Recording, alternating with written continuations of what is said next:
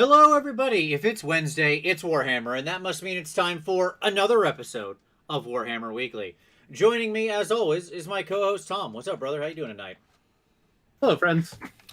We've got some exciting stuff tonight. We're going to talk through the rest of Broken Realms that isn't the Lumineth. The rest of Broken Realms Teclis, I should say, not all of Broken Realms. But we're gonna get into all the exciting non Teclian elves stuff that's in the book, of which there is a good amount, and talk about what we think of it. But first, of course, the news. Rumor engine? It's 40K. Who cares? Next, I have it up nonetheless. I do not care. It's all. You know what? It's already gone. It's like a bomb. It's gone. It's a little walkie-talkie bomb thing. Yes, and ta-da, gone, just like that. Okay, pre-order for Bellacore this Saturday. That's right, folks. Next book. That's right. We're I love that we're doing the review show for this one, and this Saturday the next one comes out or goes on pre-order. This Saturday. Which means that we're gonna have all the rules this week. I mean, that's what it means, right? Yes. Because at worst, the NDA will lift on it at the end of this week, and we will have all the rules of the book spoiled in one way or another from the various review shows. Did you see the armies list from the index that they posted today, Vince? I don't know what you're talking about right now, so no. So they posted on. Yes. Okay, hold on. Yes, I did. Yeah. So I have that image queued up. Let's go to. Do you want to go to that first? Let's do that, Tom. We'll go to that. I mean, it's related. It's related to what we're talking about. Ba-boom! Okay, so Bellacore. Yes, here is the image. Sorry, I didn't understand what you meant at first. Sorry. You're okay. So this is everything we're going to see in the upcoming book. Tom, let me tell you why I'm disappointed that they released this. I mean, I'm happy they released this, of course. It's great. Yep. Thank you for giving us this amount of detail. Okay?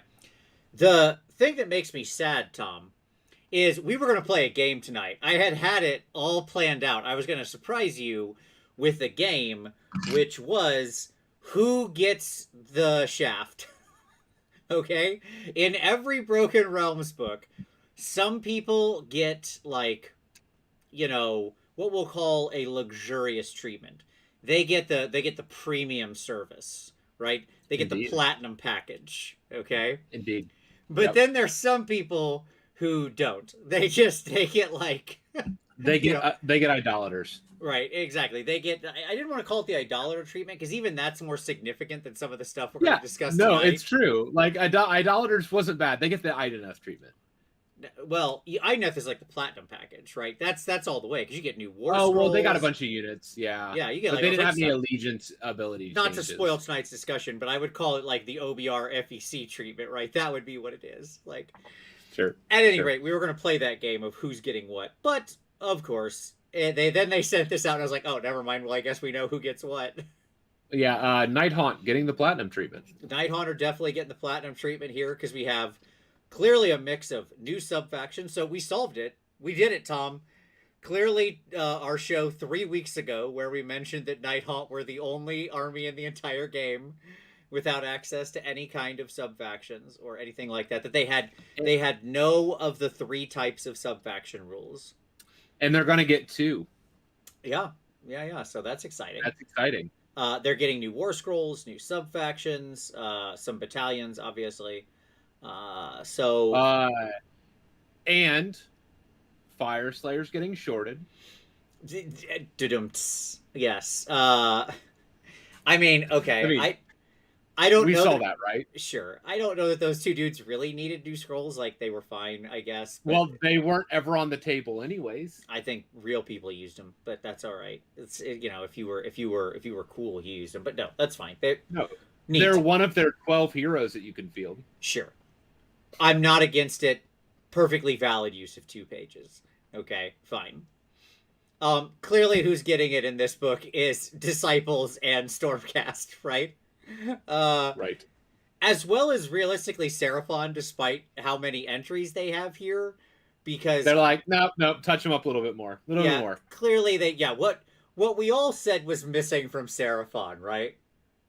More rules. Was bound versions of the endless spells. Was bound versions of the endless spells that came in whatever that Forbidden Power, whatever the expansion was, right? I don't even remember the names of these things anymore. Clearly what they needed, more power. Yeah. Yes. So great. Fine. I'm excited about them having bound shards now. Like, they won't find some way to exploit that. I'm sure it'll be 5 points more expensive than the regular shards. And then, but let's, Be'lakor, not enough on here for him. Let me just state that. But I'm glad he's getting his legions. I want to know how close it's going to be to just a reprinting of his existing legion. So that'll be interesting to see. Probably pretty close. Caradron Overlords getting unique guild triumphs, right? And a battalion. Yeah, I don't even know what that means. Does that mean, Tom, that we're going to see an even greater shakeup to triumphs in AOS 3.0? Probably. GW probably realized not really a good idea to tie a books mechanic to something we're going to change in the next edition. Sure, like just triumphs go away or something, or completely different. Right, yes. right. Yeah, it's just, or it's not, like, yeah. I have so many comments. Yeah, so whatever, that's fine. Even if it does change, at least you'll still have your things. Oh, well, thank you, Dances. See you there, buddy. I appreciate that. Thank you all for being here. Hey, while we're here, I thank you. Don't forget to hit like as we're talking about this, or at any time in the show tonight. It's appreciated and helps more people find the live show, even while we're watching. Anyways, Tom, there's something missing from this page. There is a critical item over here. I can't get my hand over on this side of the screen, but it's up in this top right area over here. You notice what's not there in the Seraphon section? Croak. That's right, buddy. It's New Croak. I gotta zoom way ahead here to him, but that's fine. There he is. Our other news item. New Croak. Tom, scale of 1 to 10. How excited are you about New Croak? I mean, fairly excited. I assume that with New Croak comes new points. Exactly. I am beyond excited. Right? I want to see them ramp New Croak, because they say he's more powerful than ever. Great. Fantastic. Ramp him up. Then make him 600 points. Okay? I want to see this guy just be so expensive. Well, and he's looking pretty sprightly. He's looking more alive than he has in a long time. Yeah, he's got a lot more flesh on him now. Yeah, I guess he's slowly growing back. So that's nice. He's got that going. One of my local guys here asked the question of is this what Teclis did in unmaking the I don't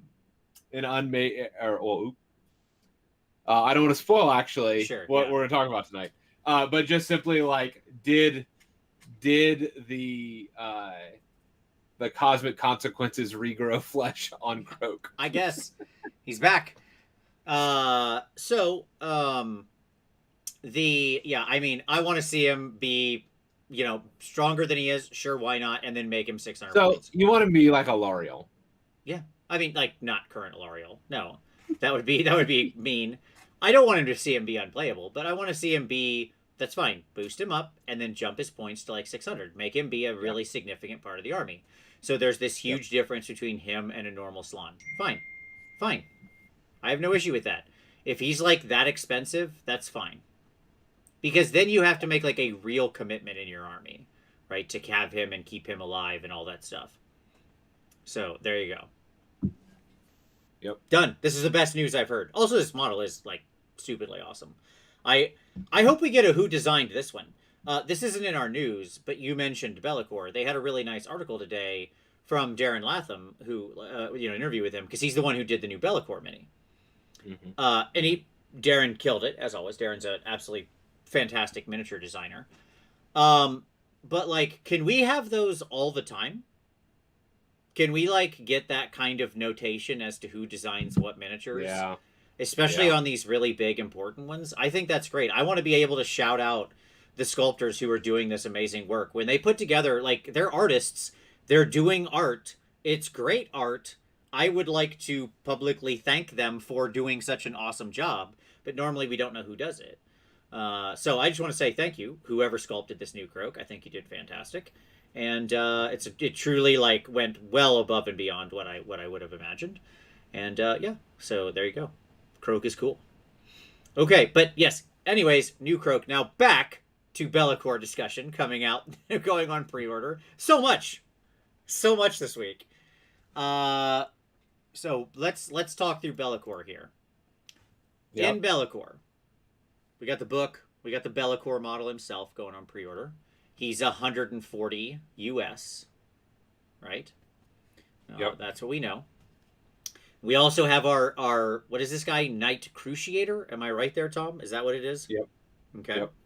And Gardas, Yep. who are both standard hero stuff. 35 bones. They come out with this. Then we've got 4 battalions. We've got a KO battalion at I believe what $80. That sounds right. Off the top of my head. And I believe if it is if it follows the narrative, it's a Zilfin battalion. Mm-hmm. Sure. Yeah, we're very in Zilfin. Very much in Zilfin. Very much in Zilfin. And, again, if it follows the box, it is a Endrin Master with dirigible suit and then 2 units of like Sky Wardens and or Endrin Riggers. Mm-hmm. Sure. Which is like really sexy. Because right now there's no battalion that's not ships in all of KO. Okay. So this will be so from a play standpoint, this is a really big deal. This could be a good battalion, is what you're saying there. This could be a really good battalion. Okay. All right. Interesting. Yeah. I mean, obviously, these would both be, if you actually had 2 units, they'd be battle line, right? If Homie G here is your general. If he's your general, yeah. Okay. Yeah. It could be like, it could be. I don't want to say game changing, but like, it could actually diversify lists in a way that we haven't seen with KO. Right now, everything it's just ships and then whatever you supplement those ships with. This could actually do like a really heavy balloon boy list in a way that we haven't seen, like 2 units of 12. Sure. Yeah.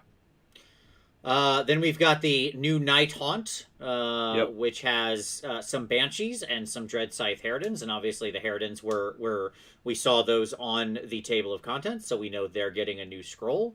We've got Lady O up top, so that's exciting. I think this was this box also 80 and the Tzeentch was 90, or this box is 90? No, this box is 90 and the Tzeentch is 80. That's right. I wrote all these prices down and then I'm trying to remember them off the top of my head because I'm not looking at my notes. But super cool. I really want to see both of these units be really viable. Okay. Because like when I remember when I originally saw the Dread Scythe Harridans, I actually saw them when I was like because they was with the launch of AOS 2. And we hadn't really seen them, and I was over at Warhammer World, and I was walking around at like the event, and they had the Dread Scythe Harridans there. I was like, "What the heck are these? These girls look cool as." Yeah. And it's just a shame we don't get to see them really on the table. I have 2 boxes of them I've been sitting on, and so it's so funny. Like I looked at this and I was like, "Oh, I have like all of the Banshees that I need. I have Olander, and I have a box of Harridans." Or 2 boxes of Harridans. So I was like, oh. Yeah, the question becomes, are we going to have some way to make the Harridans battle line? That's going to be the question of the hour. Like, if Lady O is your general, do the Harridans become battle line? Something like that, right? Could be. Yeah, I mean, obviously that would require changing the base, changing their base war scroll, or changing the base, like the profile. Because it's not currently that way. Right. So, I mean, I don't know. Let me just say this. I don't think it's going to happen. Okay. That's fine. I know I think it would be sweet because I'd love to see an all, Banshee, or not all, but, a heavy Banshee army, right? Agreed. Great. Like, I don't care. Do you, but I'm saying that'd be cool. I love my Shrieker host, which is what that is. Like, that's an all Banshee battalion. But like the thing that you just can't do is like you lose the fact that you don't have battle line. Like you just don't get it baked into any of your units. And I suspect that this is going to be very similar. Yeah. Then we've got the most expensive of the boxes at 130 because it's just 3 monsters, with the 2 Stegodons and a Bastillodon box. So just the all monster box, Yep. all Yep. big monsters, which can obviously be also uh, Skink Chiefs on Stegodons, right? Yep. So you Yep. could obviously build it as those. These could also be Engines of the Gods, because I'm pretty sure that, like, doesn't the Engine of the Gods, it comes in the same box with the Stegi, Yep. right? Yep. And I understanding that in my Seraphon army, all of my Stegodons are from like 1995, because I have all old metal Sure. Stegodons. Yep. Cool, cool beans. Good with this combination. This is obviously going to be a battalion of some kind, probably that like makes a Skink Chief or an Engine of the Gods a named character or something, right? Sure. Probably a Skink Chief on Stegodon, a named character, a named unique character. This one is 130 US. I remember that one. Because it stood out being so much more expensive than the rest of the boxes, right? Do you know what I really felt though? What's that? Is looking at the list and the lineup and all that, and what the boxes that are being released. The fact that like Fire Slayers don't have anything. Oh, sure. That's because you just And get your 2 new Slayers, I guess. right, but they don't. They also don't even have like a battalion. They have nothing. Yeah, I'm guessing that's because in the story, like, I don't know this for a fact. Yeah. This is one of those things that just feels like, okay. Yeah. So Grimwrath Berserkers and especially Doomseekers are like famously sort of independent, right? Mm-hmm. And It's true. They go out and seek after, great combats, glory and and things to death. slay, and glory and death, right? Exactly, right.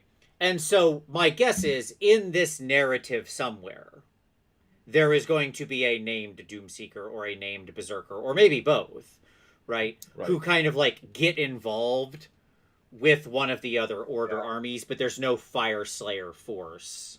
Yeah. Specifically mentioned. Does that make sense? Yep. Okay. Yep.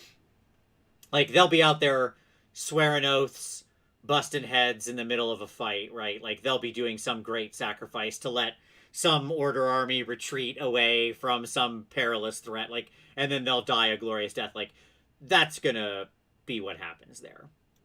Okay. Yep. All right. And then finally, our Zinchi Battalion, which is the Burning Chariot, plus 10 pinkies, 10 blues, and 10 brimmies. Okay. It's fine. Sure. Like, okay. This one's also 80, I believe. Yep. You get a bunch of weird bubblegum monsters. If you're into it, it's a good deal. If you're into bubblegum monsters, all of these are about 30% savings off of box retail.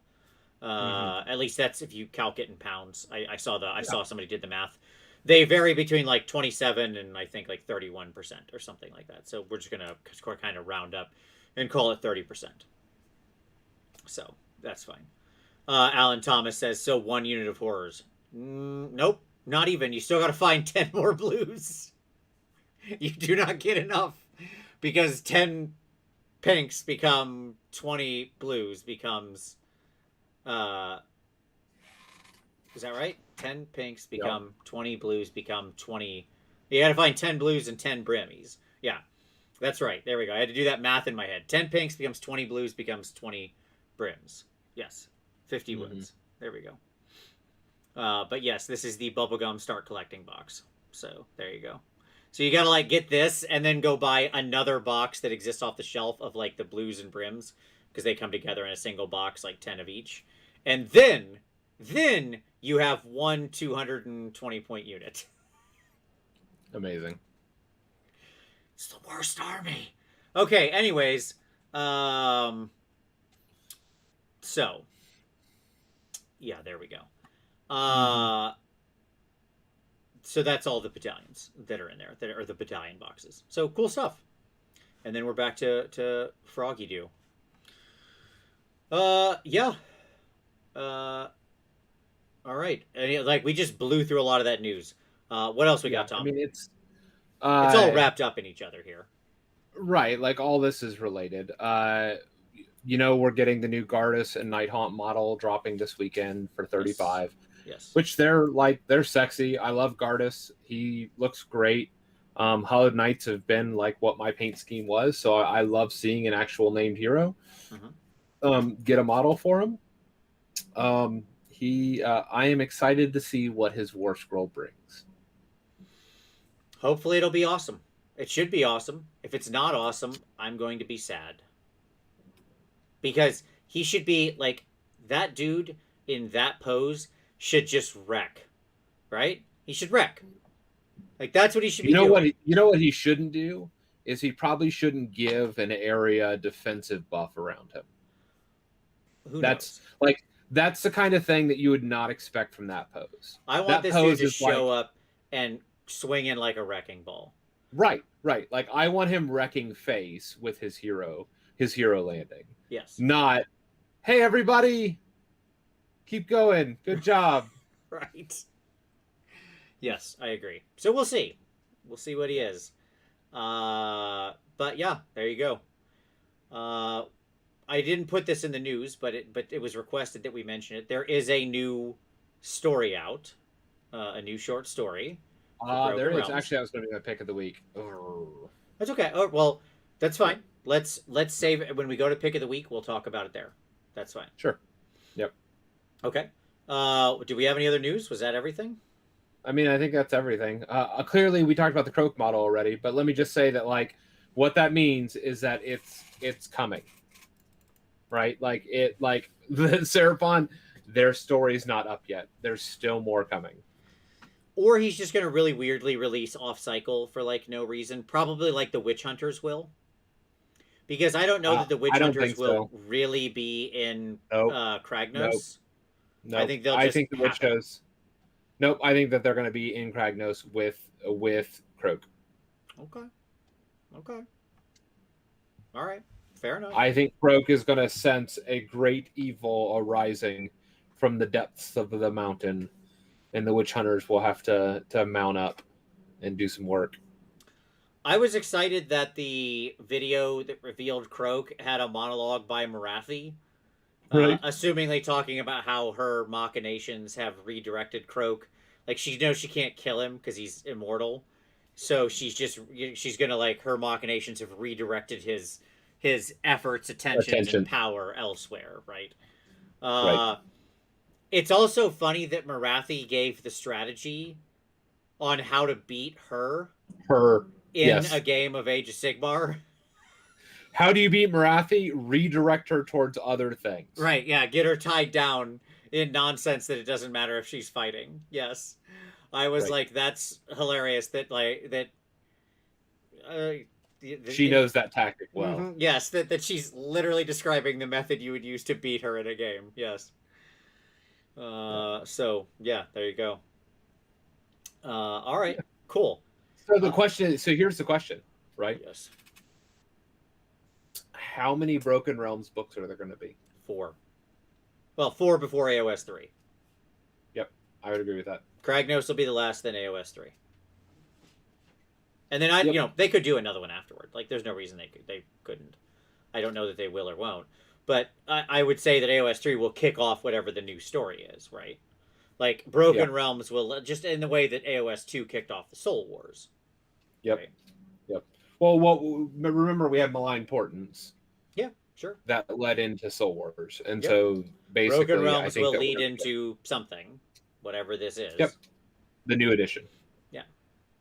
And I'm saying the new edition will have an underlying theme change, right? It'll be we had the Realm Gate Wars and the Soul Wars, and now we'll have the... And Alariel hints at that.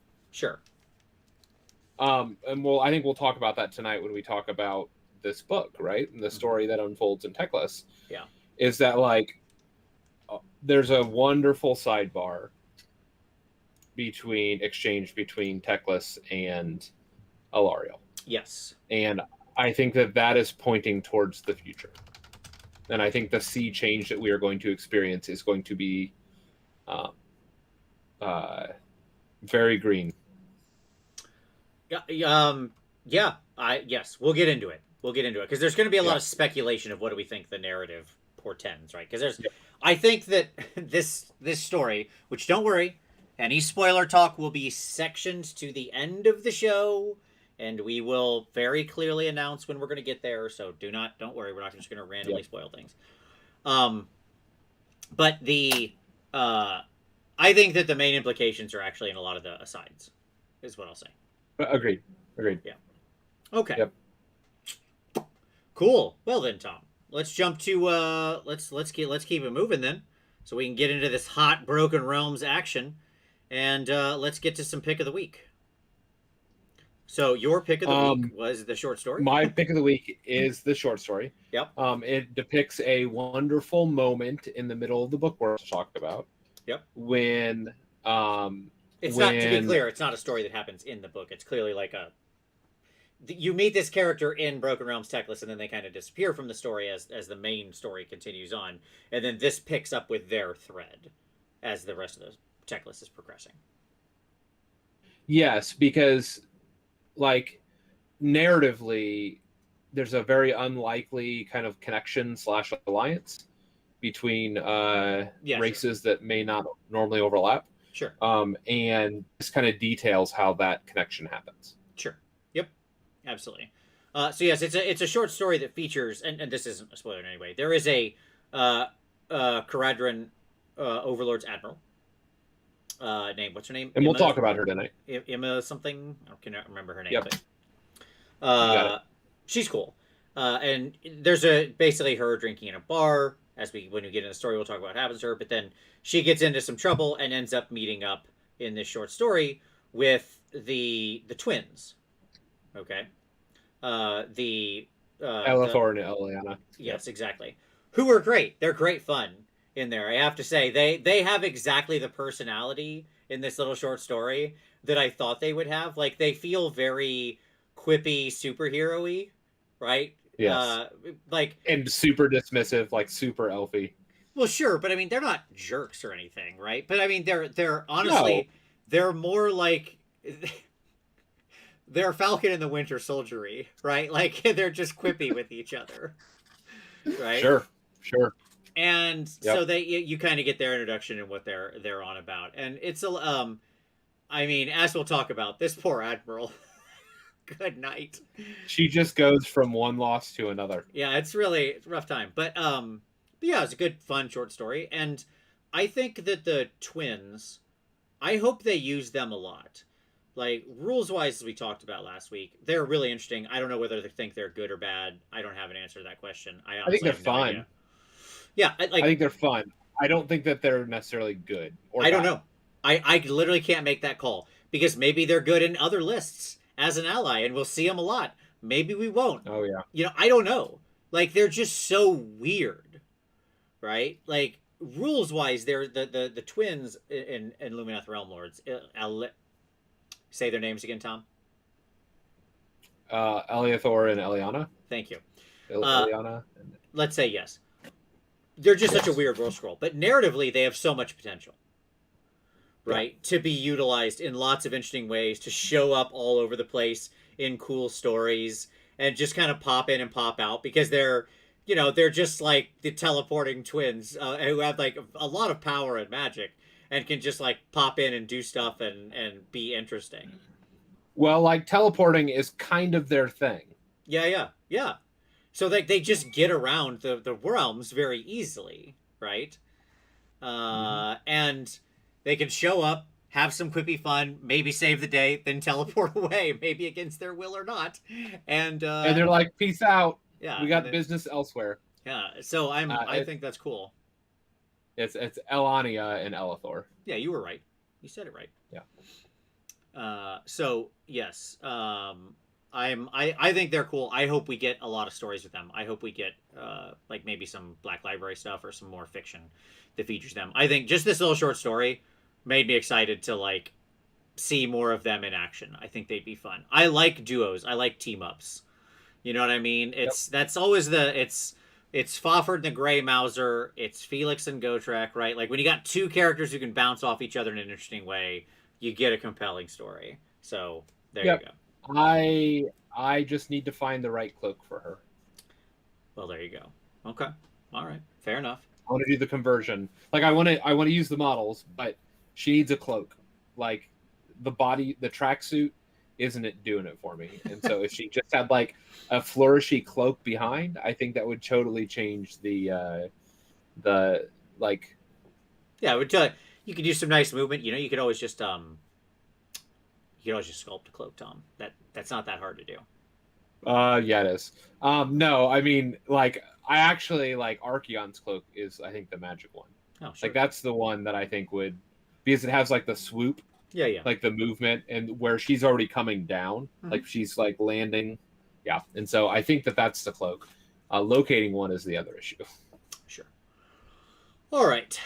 For my pick of the week, I'm going to direct everybody to our buddy Rob, the Honest Wargamer, and his coverage of the Grand Hammer GT. Specifically, I want to direct everybody your choice to either Game 2 or Game 3. They're streamed TTS games. They were a lot of fun. I watched through all three when they put them up. I really liked them. And the reason that this was so fun, Tom, is because we got to follow an army throughout the GT. So they did this in a little different way.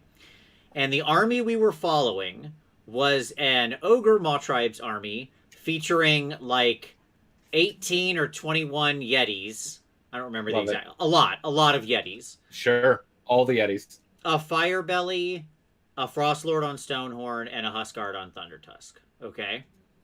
Ran by Iron Gutsman, Stuart, and he gets to the finals. It's him against a dock list to win it all. Okay, with this Yeti list. Cinderella story. And it's such an example of like where being a great player matters. Right. As more than the list, right? Yeah. Because like on paper, that list is trash. Okay. Sure. I in no way am trying to be mean to Stuart. It's just like I'm saying, if you looked at that list, you would be like, there's no bodies here to hold objectives. These Yetis are on like a 6-up save. Okay. And they're not that fast. The Huskard is like the worst version of that thing. The Huskard on Thundertusk is like the worst version of that thing. You have one good like Firebelly. Whoever uses those, what does that even do? Right? And you've got one good piece in the Frostlord on Stonehorn. That would be the sort of smooth brain take, right? And look, admittedly, I looked at this list because Jack from Rerolling Ones played this list months ago. Okay? And I looked at that and was talking to Mark from Rerolling Ones about it. I was like, oh, you got this, man. Look, here's what you got to do. Here's how you take this list apart, blah, blah, blah, blah, blah, right? It did not go that direction. Mark did not win. But spoiler for a 3-month-old Rerolling Ones battle report. But at any rate, it's got this really cagey game, but it also shows what weird tricks. Because you got all the Yetis can pile in from 6 inches, so they can all effectively run and charge and retreat and charge. Which, by the way, please close that loophole in AOS 3. I'm sick of that loophole. I don't like 6-inch pile-ins, just meaning that like now you can run and charge and retreat and charge. You just get like a super version of the rule because of a 6-inch pile-in. It's a dumb rules loophole. It shouldn't exist. Fix it. But for now, it does work. And you know what would be great is if you only get to do a 6-inch pile-in if you charge that turn. Sure. Yeah. Like that's a simple, elegant fix. Right. Just fix this stupid loophole. At any rate, it's a great series of games. Okay.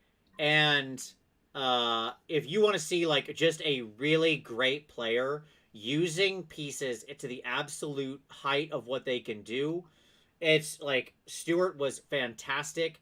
I loved watching him play. It was amazing. Like, you're going to watch game 2. 30 minutes into the game, Rob and Owen are like, this game's over. The Ogre's lost. Because it's against Archeon, who like pulls some janky pile-in maneuvers and off a 6-inch corn pile-in and just like starts wiping Yetis. Okay.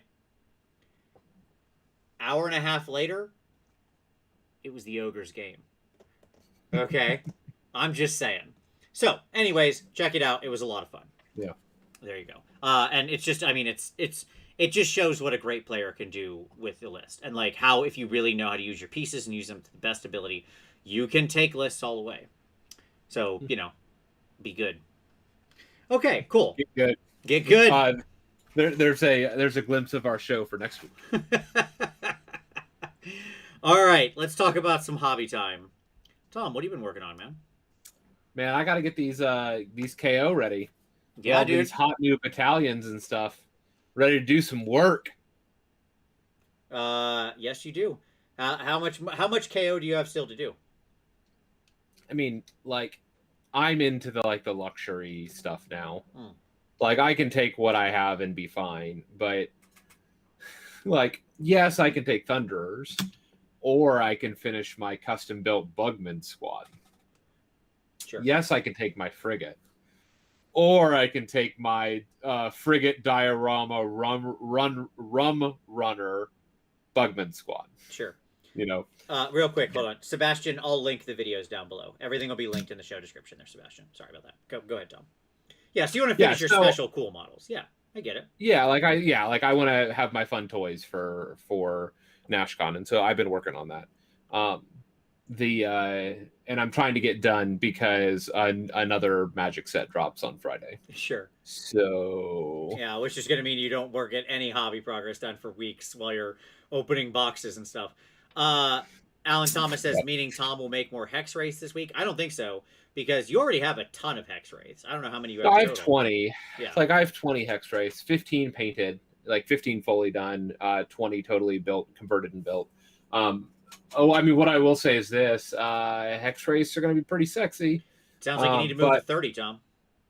Yeah, I mean, I think I don't know, I think the plan is once I get the KO done, I'll transition and begin work on Lumineth. I think that's probably the trajectory that I'm on. Okay, fair enough. By the way, Age of Sigmar List Lab is in the chat, and I want to give a shout out to that as well. It wasn't my pick of the week, but it could be. I've enjoyed all 3 episodes. Smorgan is over there, killing it in the List Lab, breaking stuff down. His part 1 of Lumineth. He has a 4-episode arc of Lumineth roadmap planned. It's fantastic. I'm going to link that channel down there too. List Lab is freaking great. I've loved it so far. And the Slaanesh episode, you drew me in. You drew me in emotionally in such a great way, Smorgan. So well done. Well done. Anyways, I'll link that down there too, because it's absolutely fantastic. If you haven't already checked it out and subbed, you should be. It's fantastic. Okay. What happened with Hex Wraiths? Hex Wraiths are they're going to end up being in, because the Emerald Host is going to be in the next thing, and we know that's a Hex Wraith focused thing. Whether it's the actual, because it was on the table of contents. So we know in Be'lakor we're getting some Hex Wraith focused action. Okay. Cool beans. For my hobby time, Tom, I'm working on all these idiots. Here's one of the guys, and here's the lady, and here's the little whippy guy, right? And then I've got one of the little... looks like a whole bunch of models here. You're never going to play. Glutos is... I did take Glutos out for a spin this weekend. He was real good. I did like him quite a bit. But yes, you're right. I'm convincing myself... I'm trying to hide the fact that I don't enjoy playing Slaanesh anymore, Tom, for myself, because it's just not a very fun army to play anymore. We had this conversation. Yeah. I'm telling the audience, you are painting a display army right now. Yeah. I'm never going to take this army to another tournament. That's number 1. Okay, because I've already taken it to all the tournaments. And so I never take an army twice. Right. That's 1. 2, I don't enjoy playing this army right now, because it's not very fun. It's not in any style I like to do. It's very hard to build lists. Everything's overcosted. And even when you do play on the table, it's you have to rely on weird, janky nonsense to win, and I don't enjoy it. What it incentivizes is play that non-intuitive, and it's just stuff I don't enjoy. Yes. Right. And they broke my beautiful baby, the thing I loved most in the world, which was a Keeper of Secrets. She's beautiful. I've always loved her. When they made the new fig, I was right there. I mean, I owned 6 of them, for God's sakes. Right? You broke the thing I loved the most in the army.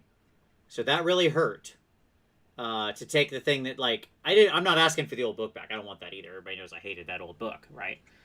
But at any rate, it makes me sad. So I have to trick myself into not being aware of that, So I finished this giant stupid model that has that this one model is 7 figs to paint.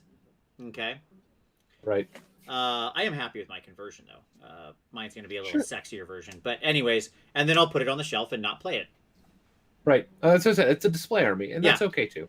it sits over. It sits right there. That's where its Mm-hmm. home is, and that's where it will remain. I have my bead actually on an Archeon that a friend is getting me, and I suspect that that's going to be another display army for me. I mean, Archeon's a lot of fun to get out. Let me say that. So. He's very playable. Yeah. Like I'm not dismissing, but I just like looking at his play style. Like I'm not in general like an eggs in one basket type of player. Mm-hmm, Like I like a lot of like force diffusion. Like when I build, I'm normally pretty spread out. Like I normally have 3 centers of power is kind of how I build around. And so um it's just really you can't do that with him. Like that's not how you build Archeon lists. No, I understand. Yeah, he's good when you make him super good, and you just and everybody is just focuses all their power into him and then sends him forward to Miley Cyrus style. Yes. Mm-hmm. All right. So at any rate, that's my hobby time. Once that's done, the Slaanesh will be basically finished, and then I can move on with my life and paint other things.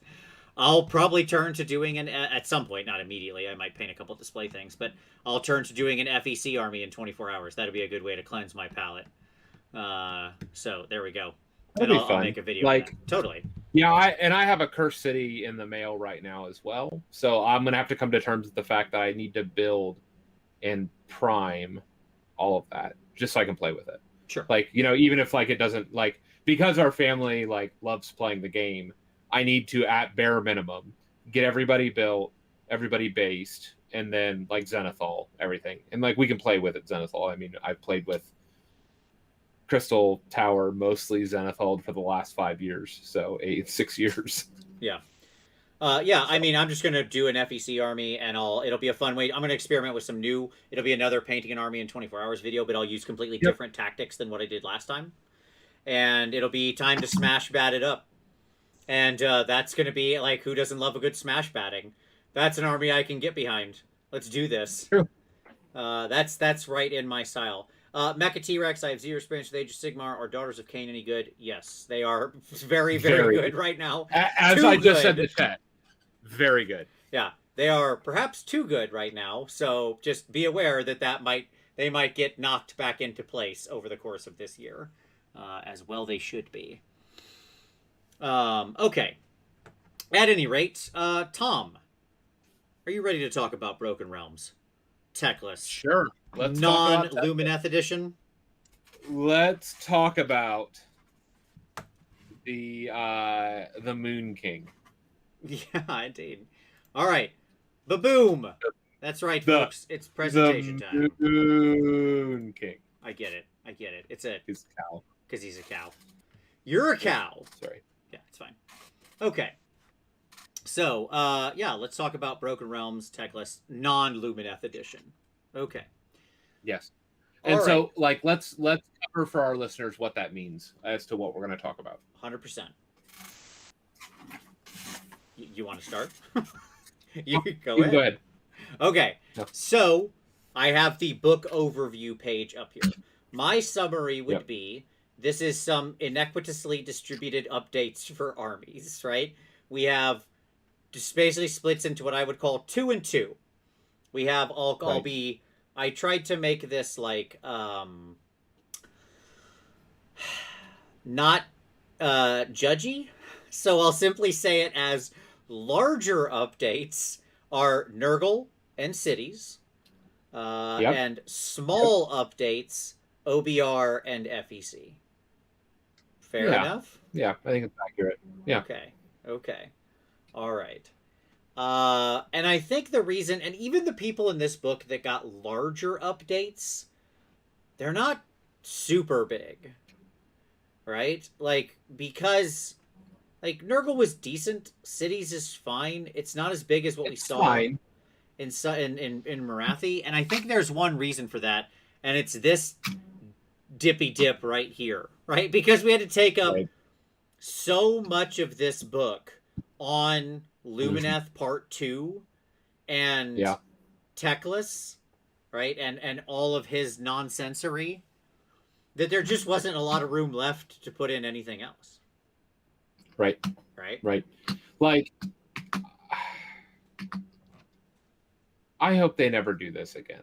Agreed. Agreed. Please don't. This was bad.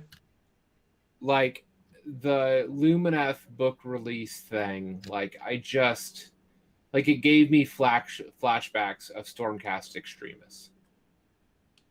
Mm-hmm. Mm-hmm. Mm-hmm. Like, it's just bad design, like, or not design. It's just bad, like, product management.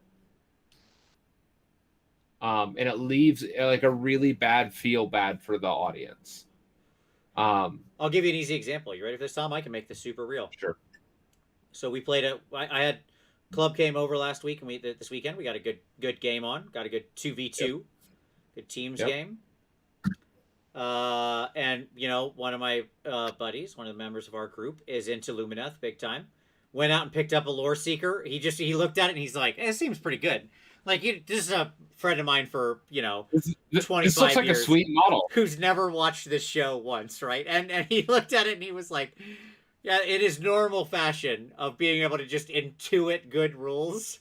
Right? Yes. He's like, this model looks great. He flipped through, he looked at the lore seeker and was like, "That looks cool. I'll buy this one." And I was like, "Well, you made a hot pick." Okay.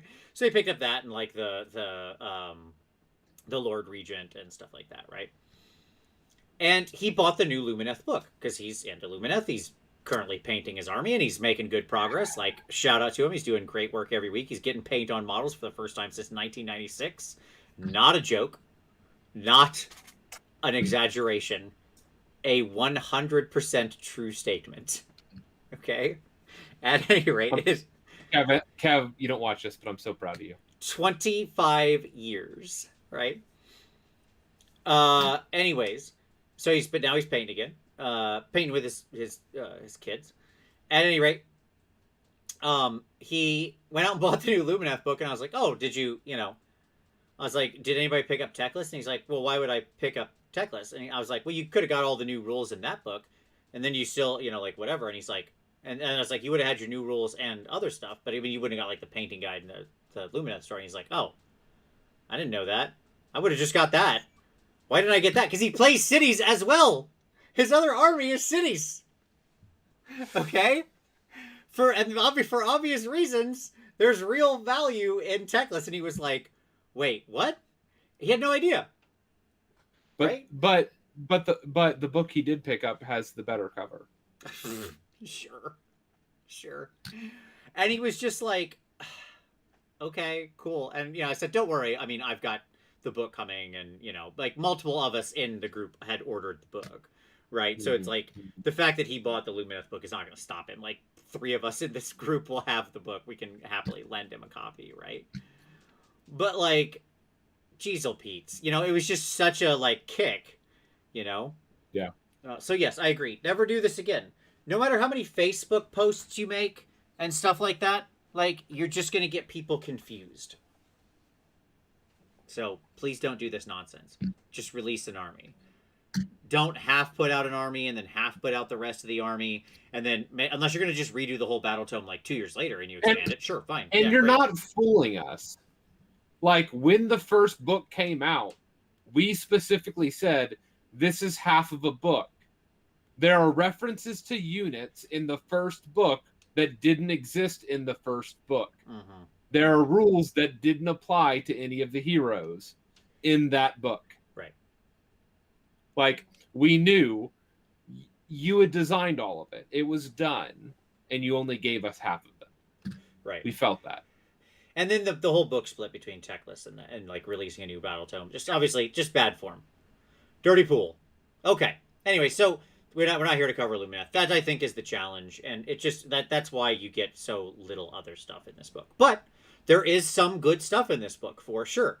Like I said, inequitably distributed, but look, there's 2 things I quite like in this book. Like 2 of the armies that got updates, I'm pretty hype on. Okay, so let's get into those. First, we're gonna go in reverse order here, Tom. Okay. Okay. So Sure. we're gonna start with FEC and OBR because these nothing burgers That's unfortunate. will just be like we'll just pop these sliders and move on. Okay. All right. So FEC and OBR. Yep. I didn't even need multiple slides for this, Tom. I could summarize all of this on one slide. Yep. This is a single slide thing. Okay. Yep. So you get one new battalion for each faction. Okay, fine. Your Flesh Eater Courts battalion is one Archregent, one Crypt Horrors unit, one Crypt Ghouls unit. It's in Hollowmourne. Your Archregent becomes a unique named character. Units within 12 inches of the Archregent are immune to battle shock. And once per battle, you can use Ravenous Crusaders without a CP being spent. Okay. It's fine. Okay. I like being immune to battle shock in Hollowmourne. Yeah, here's what I'll say. I actually don't hate this battalion. Like this is Mortavelli's Hellcourt is the name of it, right? Right. Right. And I actually am kind of half tempted to put this into a Smash Bat list to run a Royal Mordants with this as the other battalion. Okay. Right. And then pump up a big unit instead of running two min Royal Mordants. Yeah. This would be the other one because it would suck up the Archregent into the battalion, and then I'd max out the Ghoul and a big Crypt Horror unit, right? Or at the very minimum, do a big Ghoul unit. No, I don't hate it either. And it pulls in one of your characters into a battalion. You will hate it because you're gonna have to paint 60 ghouls. Nah, man. But I'm super fine with painting tons of ghouls. I really am. Are you? Okay. Yeah, because you're going to see why when I already know. I've already been working on the tactics, and you're going to see why I'm okay with painting this many ghouls when it comes to I understand. It's airbrush, wash, airbrush, done. I get or you'll see. You'll see. I understand.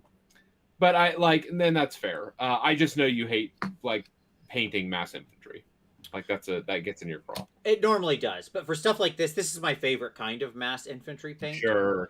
Right? Heavy flesh, yeah. Yeah, because it's all just very simple forms. It's one basically, one sort of what do I say, texture over the whole model. Anyways, so I'm gonna try it. It's in Hollowmourne anyways where I want to be. I'm okay on it. It's fine. It's a good option.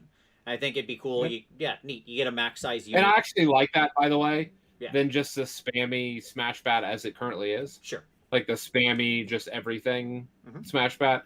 I like having the diversity of what it gives you. Yep. So I think it's strong. Yeah. So I'm actually kind of positive on this single battalion we got. By the way, this battalion's only 100 points. I didn't put the points on here. I apologize, but it's only 100 points. So, okay, cool beans.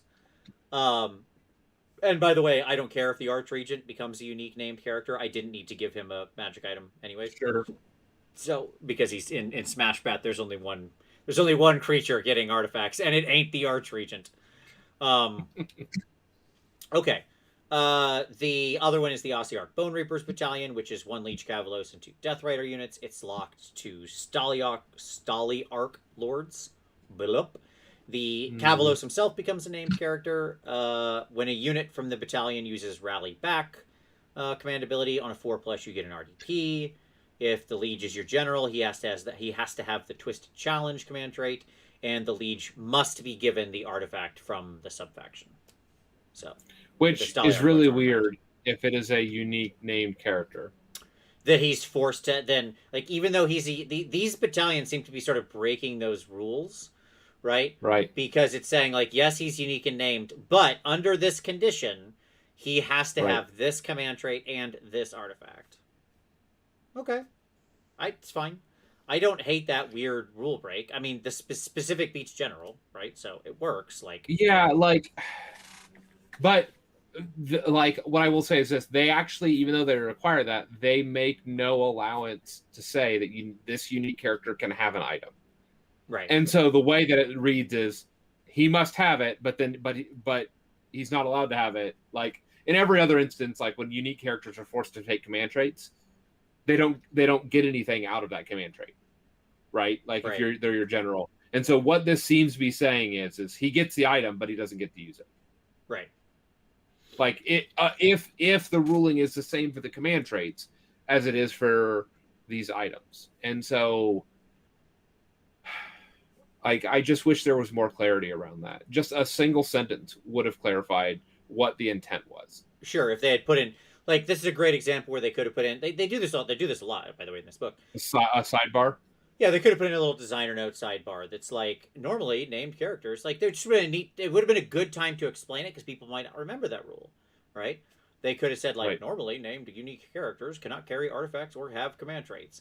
In this case, though, you may like your named character may have and use the artifact and command trait that it is forced to take from this battalion. There you go. Right. Done. Right. Like again, Right. just put in the note. It's not hard, guys. If you're gonna deviate so strongly from a rule like that, that's where designer notes are useful. Yeah. Yep. So In strong exceptions. yes, absolutely. If there's some really weird exception that they should think ahead. Like what kills me is they did this with the War Clans book way back, right? Sure. They figured it out because they had multiple things that were on sixes causing 2 hits.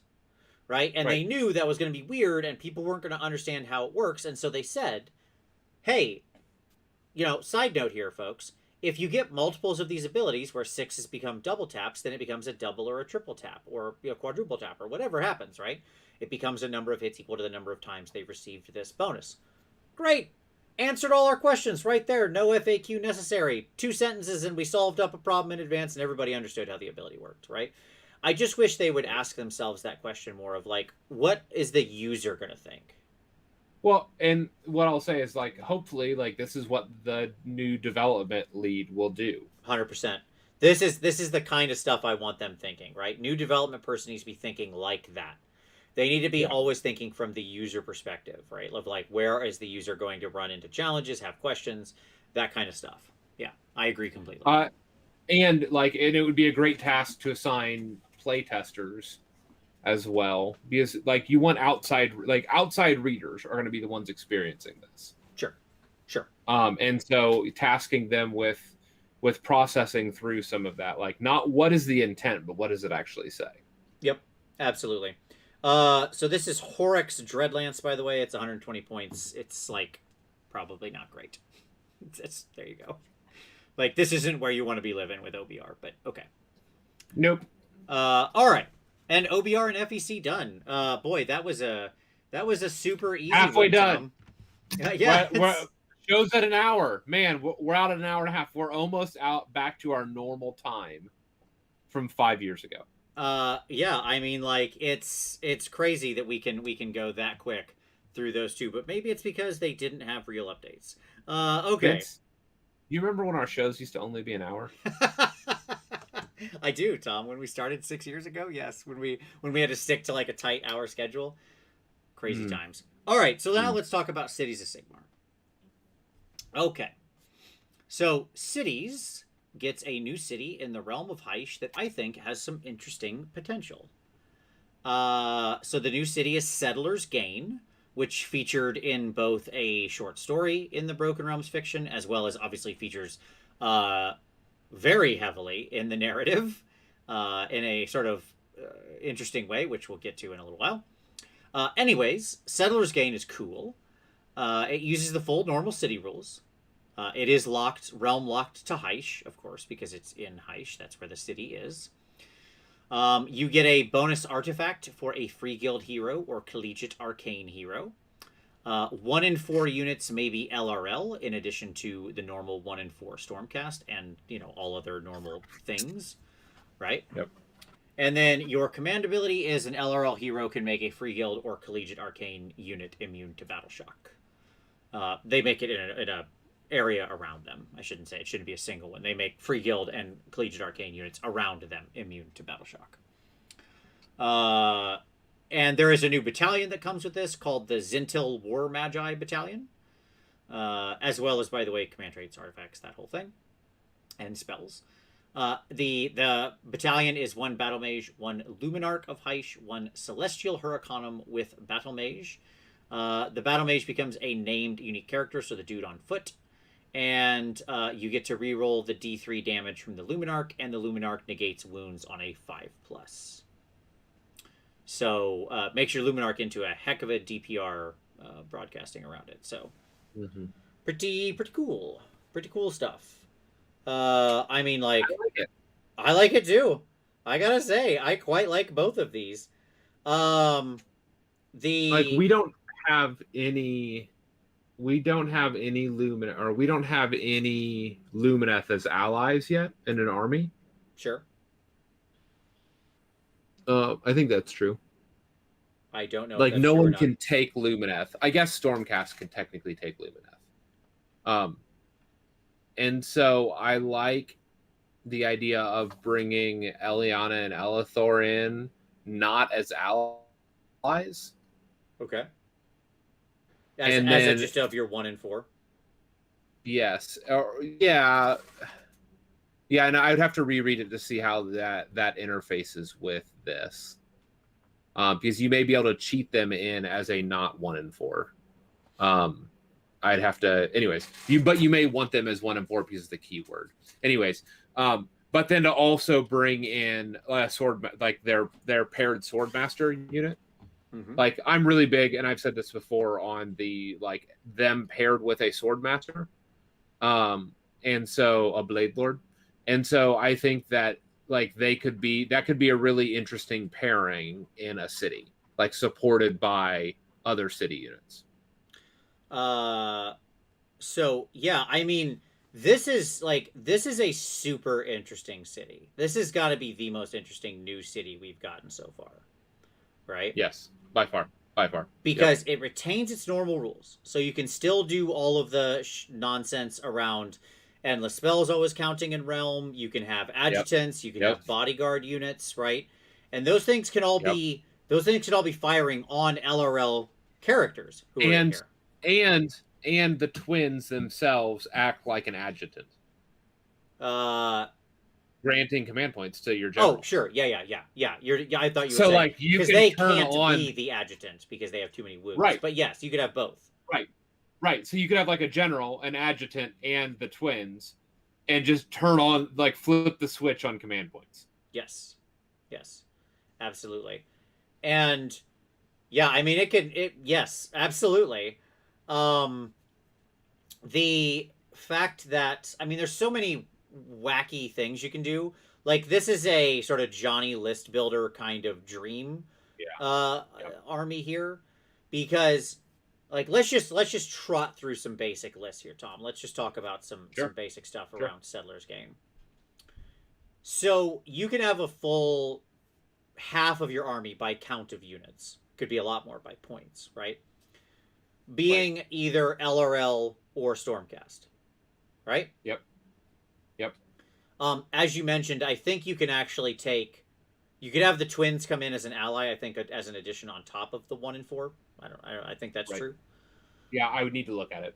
Yeah, I'm pretty sure that's true. When you bring in the LRL units, they gain the city's The keyword, city the city's keyword. Sigmar keyword. Right. Okay. Basically, they gain cities of Sigmar and settlers gain keywords, which is great. Yep. So, like, let's just run through the smooth brain option. Teclis, throw him in here. He's in the city now. Okay, he's in here, Sure. and so that's fine. And that means he now has his endless spells are now going to be cities wizard endless spells. So his spell portal has unlimited range, right? So I'll backboard him, and then he'll spell portal way over to the other side of the board, and he'll do So we're back his to like Technado. Nagash. We're at we're at week 1 of AOS 2 Nagash. Just crazy range. Just I'm throwing out, yeah, I'm throwing out my Technado from just like the other side of the board. Like I'm over here, I'm portaling over here, and then Technadoing through it, right? Yep. Yep. Um, How about this? How about the Huracanum silliness with Sentinels? yeah, that's absolutely sure. Yeah, so I was gonna take if you the so with the Zintel War Magi Battalion, let's talk about bringing this Yep. thing in, right? Sure. So if you've got that battalion in here, the Yep. relevant parts for those who might not be as familiar is the Celestial Huracanum with Battle Mage. He has it's I mean it's a fantastic unit, great unit. Yep. and gives a big aura of +1 to hit. Okay. Yep. And the Luminarch gives a big aura of 6-up, feel no pain, or after save, Yep. save, whatever you want to say, which becomes 5-up in the battalion, obviously, right? Now, normally those two things only work on cities units. They're both keyed to cities of Sigmar units. Right. But elves are cities of Sigmar units. So Right. how about a unit of 30 wardens in Shining Company with the Luminarch backing them up? They're not going to get Shining Company. You're right. I'm sorry. That is You're right. That is a Lumineth Yeah. specific role. I'm sorry. Let's just take 30 wardens, put them in here, and give them the backup of a 5-up. Seems pretty good. I mean, yes. And they can still cast their They had 5-up, their Power of Mortal Hyshist Wound. as a War Scroll spell on them, yes. So they can still Mortal Wound on a 5-up. Yes, correct. They get choppy and have a 5-up after save. Sexy. Now they don't get their pennies, obviously, because their pennies is a function of Lumineth. But I'll take a 5-up after save and +1 to hit. I'll take a +1 to hit near the Huracanum. Yeah. Deal. Yeah, deal. Exactly. Like, yep, making that trade all day. Oh, and I can also have my Knight Azeros in the army for reroll ones to hit. Sure. Absolutely. Because remember, you can still do 1 in 4 Stormcast. Yeah. So you can have the Azeros out front, right, who's giving them reroll 1s to hit. They're just like, +1 to hit, reroll 1s to hit, just going choppy. It's just filth all the way down. Yeah, man. There's so many good options there. As a really interesting hammer unit, especially when you start playing around with the Zintal War Magi battalion. Now, to be fair, okay, a couple of interesting limitations on here that we need to talk about and be aware of when we're talking about Settlers Gain. One, the Settlers Gain artifacts, which there are some good artifacts in here. Like, there's the silver-plated wand. You can just cast 1 extra spell. You can dispel. I like that. Yes, please. Sure, absolutely. I mean, like, there's stuff. Okay, it's fine. There's stuff. Yep. There's the Heartstone. If you're the gambling type, there is a cohort of people who read the Heartstone and go, this is what I'm in for, right? Where, like, if your model is slain, you roll a die, and on a 4-up, they come back with 1 wound, and any extra damage they suffer is negated, right, for the rest of that attack. Like, there's people who love stuff like that. So, anyways, I always like it when they include things like that, because there's a group of people who really live for those moments. It's not the competitive option, but that's like a built-in fun artifact, right? Right. Anyways, it's the gambler's option. You know, this is a Chuck item. Absolutely. Yes, this is Kraith. If you loved Kraith, then you'll love the Heartstone. That's right. But at any rate, the trick with these 6 artifacts is they are Settlers Gain collegiate arcane heroes only. So, meaning you cannot use any of these artifacts for, like, a lot of your heroes. Like your Lore Seeker.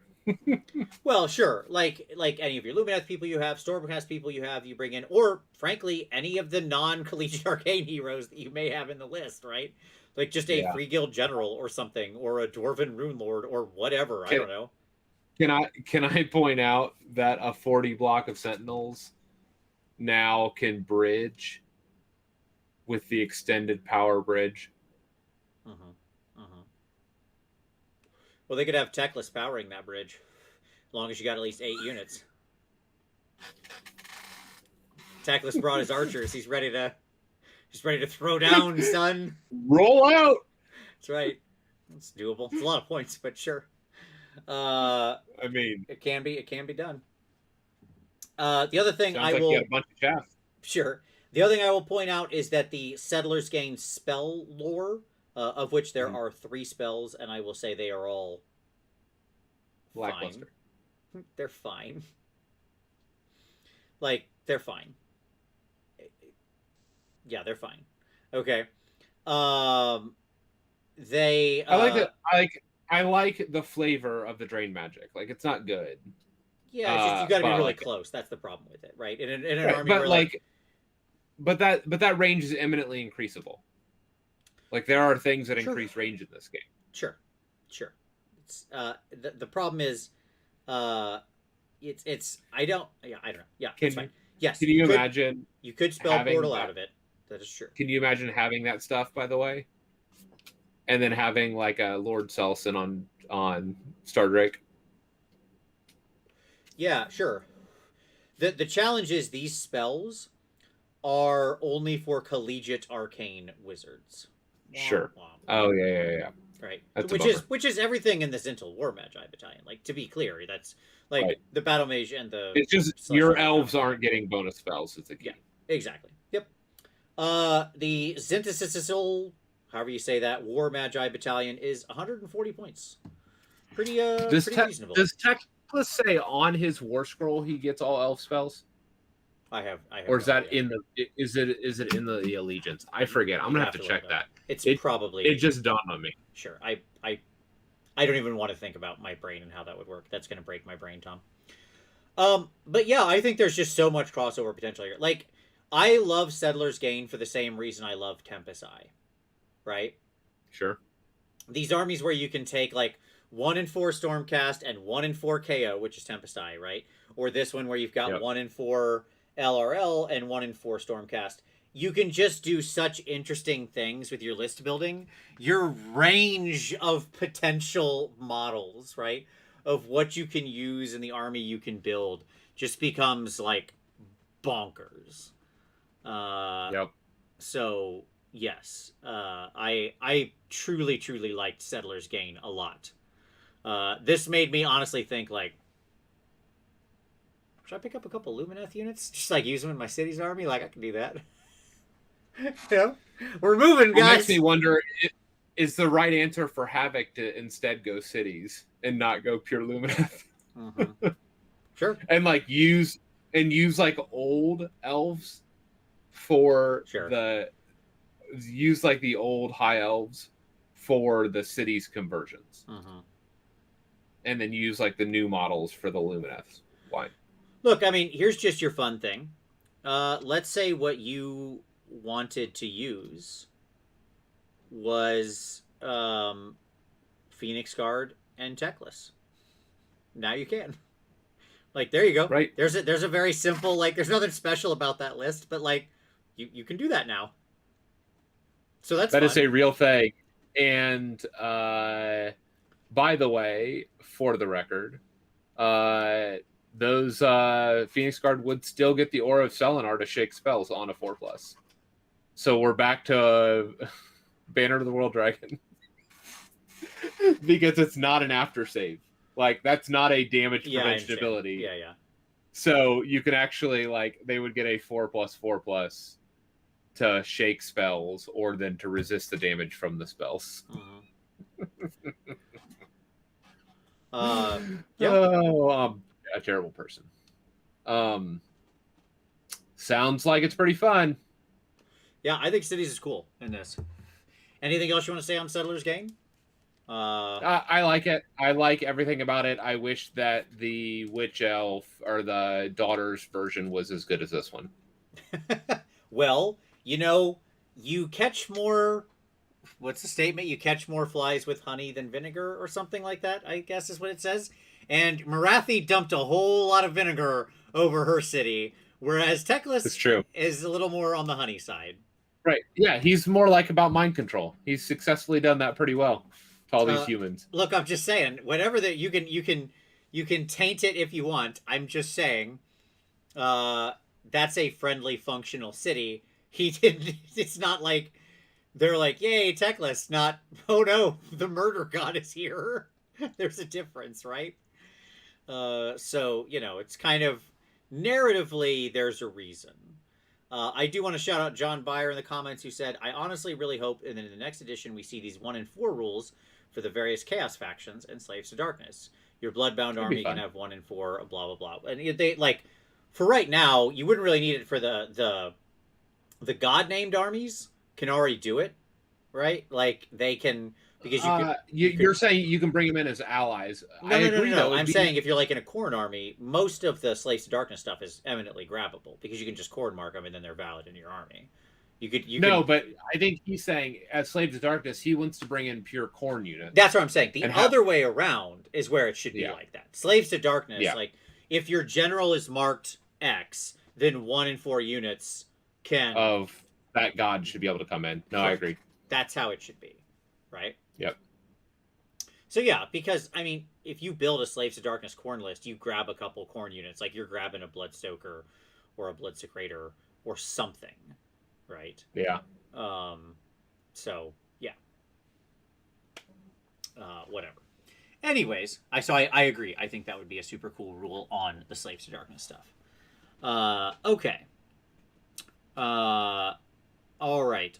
Anything else? I think that's all cities. All right. Let's. I love it. Like, It's really I good. think it's a fun build option. Agreed. And to be honest, like when I build my Lumineth, I will probably build with, uh, this city in mind, such that like like I said, I'm gonna bring in my high elves to do functionally conversions, of like great swords and stuff like that. Gotcha. Cool. All right. Let's talk Nurgle. So Nurgle probably made out. I don't know. Maybe the best, maybe not. I don't know. It's a tough fight between them and cities. But I would call this fantastic updates to some of the most underperforming Nurgle scrolls. Once again, we did it. If I need to put up my like mission accomplished banner. We mentioned many of these war scrolls in our worst war scrolls review, and then new war scrolls just showed up. You know what I think? I think we're doing a lot of work for free. I think these books were written 6 months before our show, but that's okay. You're welcome, GW. Yeah, indeed. Okay. So, let's get into the individual units here. We start off with the Sloppity Bile Piper. My summation, again, as always, I'm not gonna read the whole scroll, but my summation of this dude is he is a solid buff hero with good combat buffs for any Nurgle heroes, like for any Nurgle units. Sorry, that should say units, not heroes. He is slow. He does have to run to keep up with the faster demons. You cannot stack his jaunty tunes. Very important to remember. He is another example of the pile-in wars in a big way. And he is 150 points. He is a 5-wound dude with a 5-up after save, so we've got to keep that in mind when discussing him, right? Like, it's a lot of points you're paying for this guy, given his thing. I will not compare this guy to a Slaanesh unit, but that's fine. We can move on. But obviously his big trick now is he does still add the bravery to Nurgle demons, and he can do his little jolly gut pipes, and he can blast out a little song, doo-doo-doo. And when he blasts out his song, he has his 3 choices. A stab and we will go, which is Nurgle demon units get +1 attack. Early one evening, which is really good. It is, yeah, just flat +1 attack for any Nurgle demon unit. These are all wholly within 14-inch buffs. And that turns it to if the unmodified roll for an attack made by a friendly Nurgle demon unit wholly within 14 inches is a 6, that attack inflicts 1 mortal wound. Also great. And then the one that everybody loves to talk about, my love is like a ripe fart, where enemy models within 3 inches of friendly Nurgle demon unit wholly within 14 of the Sloppy Bile Piper cannot finish pile-in moves closer to a model from that unit than they were at the start of the move. Obviously, somebody had a great time with these names. I hate Nurgle demons. Sure. And I read through him, and I'm like, I don't know. I could maybe do a Nurgle demon. Yeah, sure, man. Sure. Because, I mean, you can... When we get to the next guy, you think Nurgle demons, you're like, okay, cool. Well, I could take something like Plague Drones, and we could just ramp them through the roof with lots of bonus attacks or some additional bonus attacks and maybe mortal wounds on a 6 for all of their different attack profiles, right? Because they make a ton of different attacks. You think about how much tankier it actually makes a unit of Plague Bearers if the enemy can't pile into them, right? It's a really big deal. Like, suddenly, like, those Fire Slayers, you just tag a model, and you're like, that Hearthguard Berserker block is never moving. Congratulations. Right. Yeah. Pepper. because they just can't get closer to that guy. Yeah, so they just kind of have to like he has this bubble around him that's just very hard to get rid of.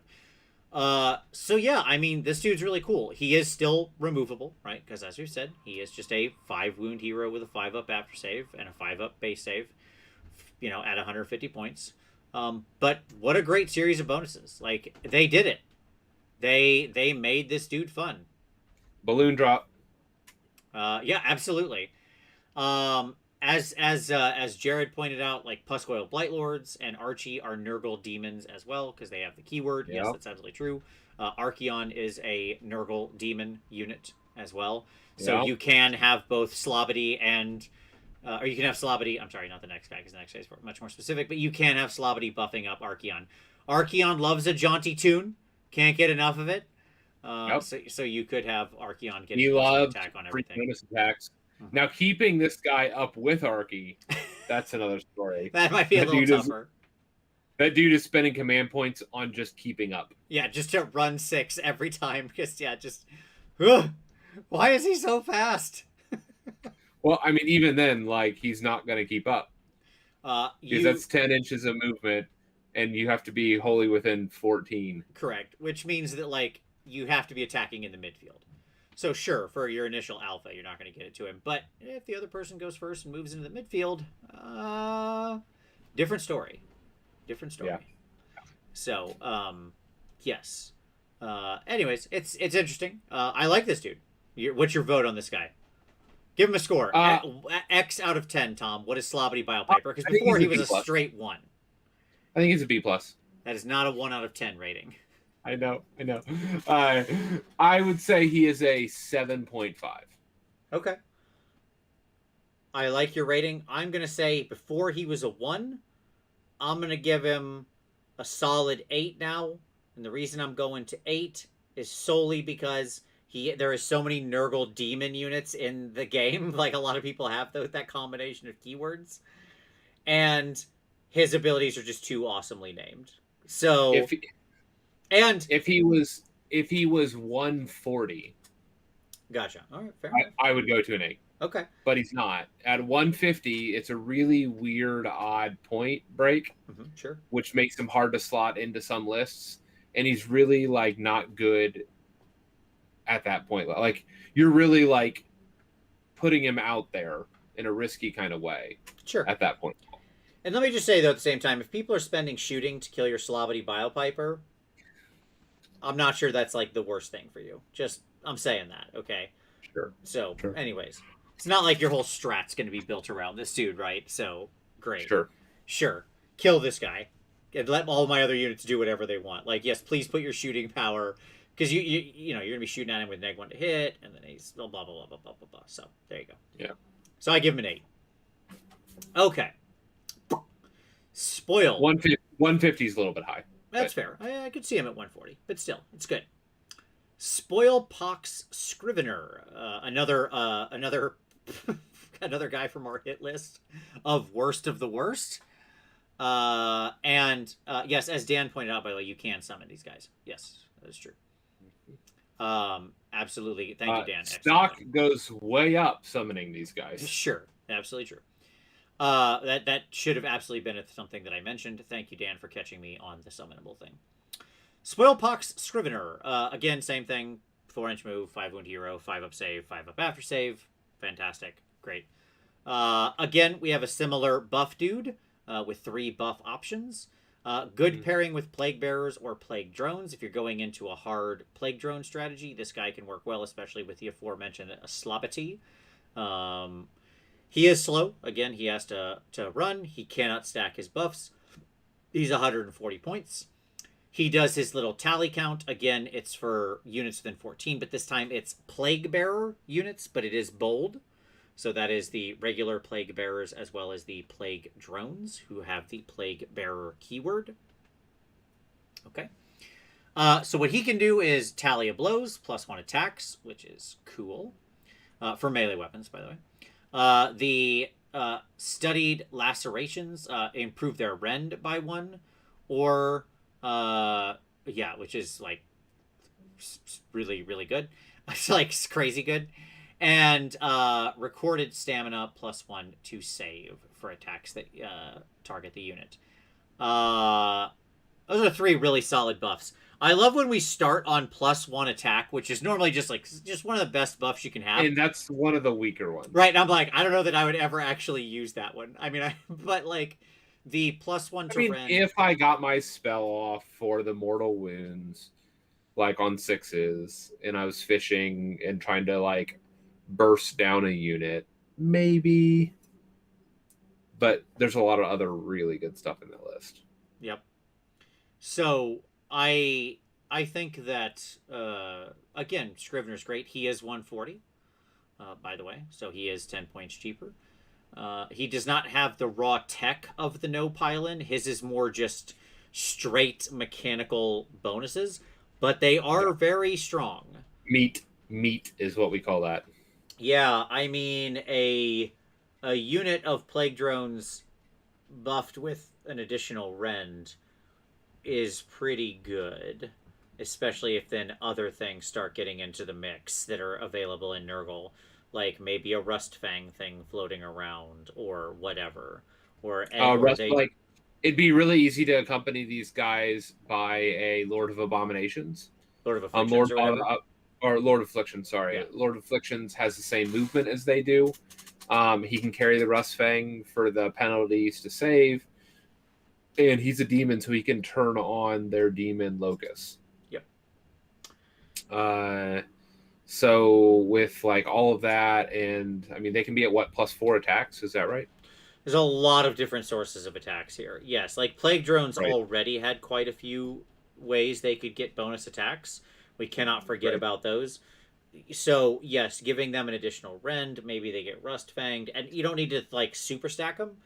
But sure, even like one more attack on their profile or something, if they go +1 rend, or sorry, effectively +2 rend and +1 attack, whoa, do those guys get real scary, because they have just quite a high number of attacks when you push up their 3 profiles by 1. Yeah, I mean, they were scary already, but like MSU doing missiles of 3 plague drones, Sure, is terrifying.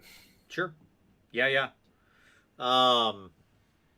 Yeah, so again, Scrivener, I think he's solid. Again, yes, you can look at any one of these heroes in the Void and say, sure, they can be picked off. Totally fair. Okay? But at the same time, it's a target-rich environment, right? And if you've got like one Scrivener and one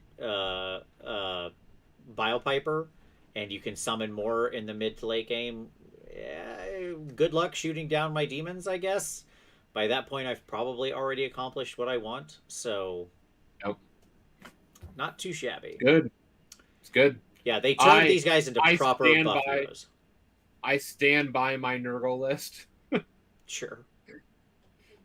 You've always been more of a mortal side, but I love that they took these 2 figs, which are 2 of the best figs that I think they've ever made for AOS, despite my hatred of Nurgle. I think they're both so characterful and fun and interesting, and they really gave them a new life on the table.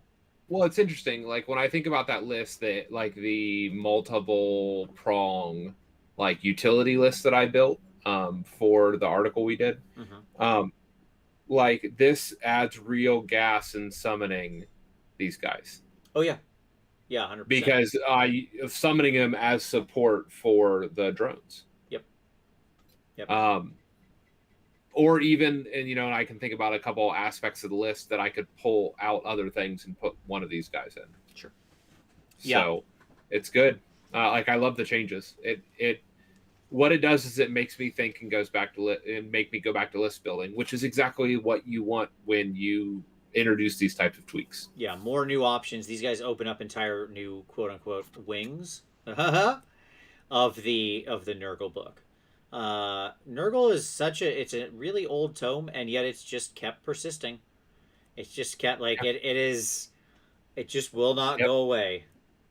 I mean, it's one of the most. I mean, the only other one that was equivalent was the Daughters one, which was still viable after about the same amount of time, a little bit shorter. But even then, like Daughters has been updated. Nurgle hasn't, and Nurgle's still ticking away. I would also put There's a lot of people who said, "Oh, the books that are out now before the launch are going to become the weakest books." I saw that comment being made. I would point out that the four main books that launched before AOS 2 were Legions, Nurgle, Doc, and IDK. So, 3 out of the 4 of those, the exception being Legions, remained actually extremely viable and strong, and 2 of them For remained in basically the top 6 armies for their entire run for through all of all of AOS 2. AOS 2. Right. So, They were written in AOS 1 and they survived at the top of the meta for all of AOS 2 yes. through all of the books. Yes. So, can we do away with the myth of like GW printing power? Sure. Like, there absolutely power. There's not this direct power creep thing, at least not in AOS. I know people love that story, but that's just not the world we live in. 3 out of the 4 of those books remained like near 60% or 60%, or at least competitively strong. Right. Over the course of the entire AOS 2. And in fact, the 2 books that launched when the game came out were basically bad when AOS 2 launched. Right. Well, no, that's not true. That's not true at all. Stormcast in that first year were really good because you had your charge lord guy with the 20 sequiturs when sequiturs were undercosted. Yeah, I mean, this is me giving you the sure. I mean, they were taking events. It's fine. I mean, like Gary took 40 sequiturs to the Masters. Sure. The UK Masters. Like they like Stormcast were strong in that first year. Nighthaunt, not so much. Sure. But I mean, Grimghast Reapers found their way into Legions of Nagash list. Yeah, but my point is that, like, don't assume because a book comes now as soon as AOS 3 comes out, suddenly it's destroyed. Just all history doesn't say that's the case. When your book comes out vis-a-vis the editions means absolutely nothing to its overall endurance and power and capabilities, as has been shown, right? You can have one of the newest books, and it can be pretty bad. You can have one of the newest books, Doc, and it can be amazing. It's just all over the shop, right? So there you go. Yep. Okay. Cool beans. Beasts O Nurgle. I don't know why, but every time I see these guys, just maybe it's just the way they're moving. They kind of have like this kind of emotion to them. All right. Yeah, like they're really pulley. Yeah, like Harry Belafonte's "Jump in the Line" always starts in my mind. I picture that scene from Beetlejuice. Like, it's just what I picture them singing as they walk across the battlefield. I don't know why. Anyways, Beast. Man, they're like it's the arm because it's always the same arm is always stretched out. Yeah, they're always like kind of doing this thing. They're somehow monoposed models. Yeah. Like, they're multi-part monoposed models. Yeah.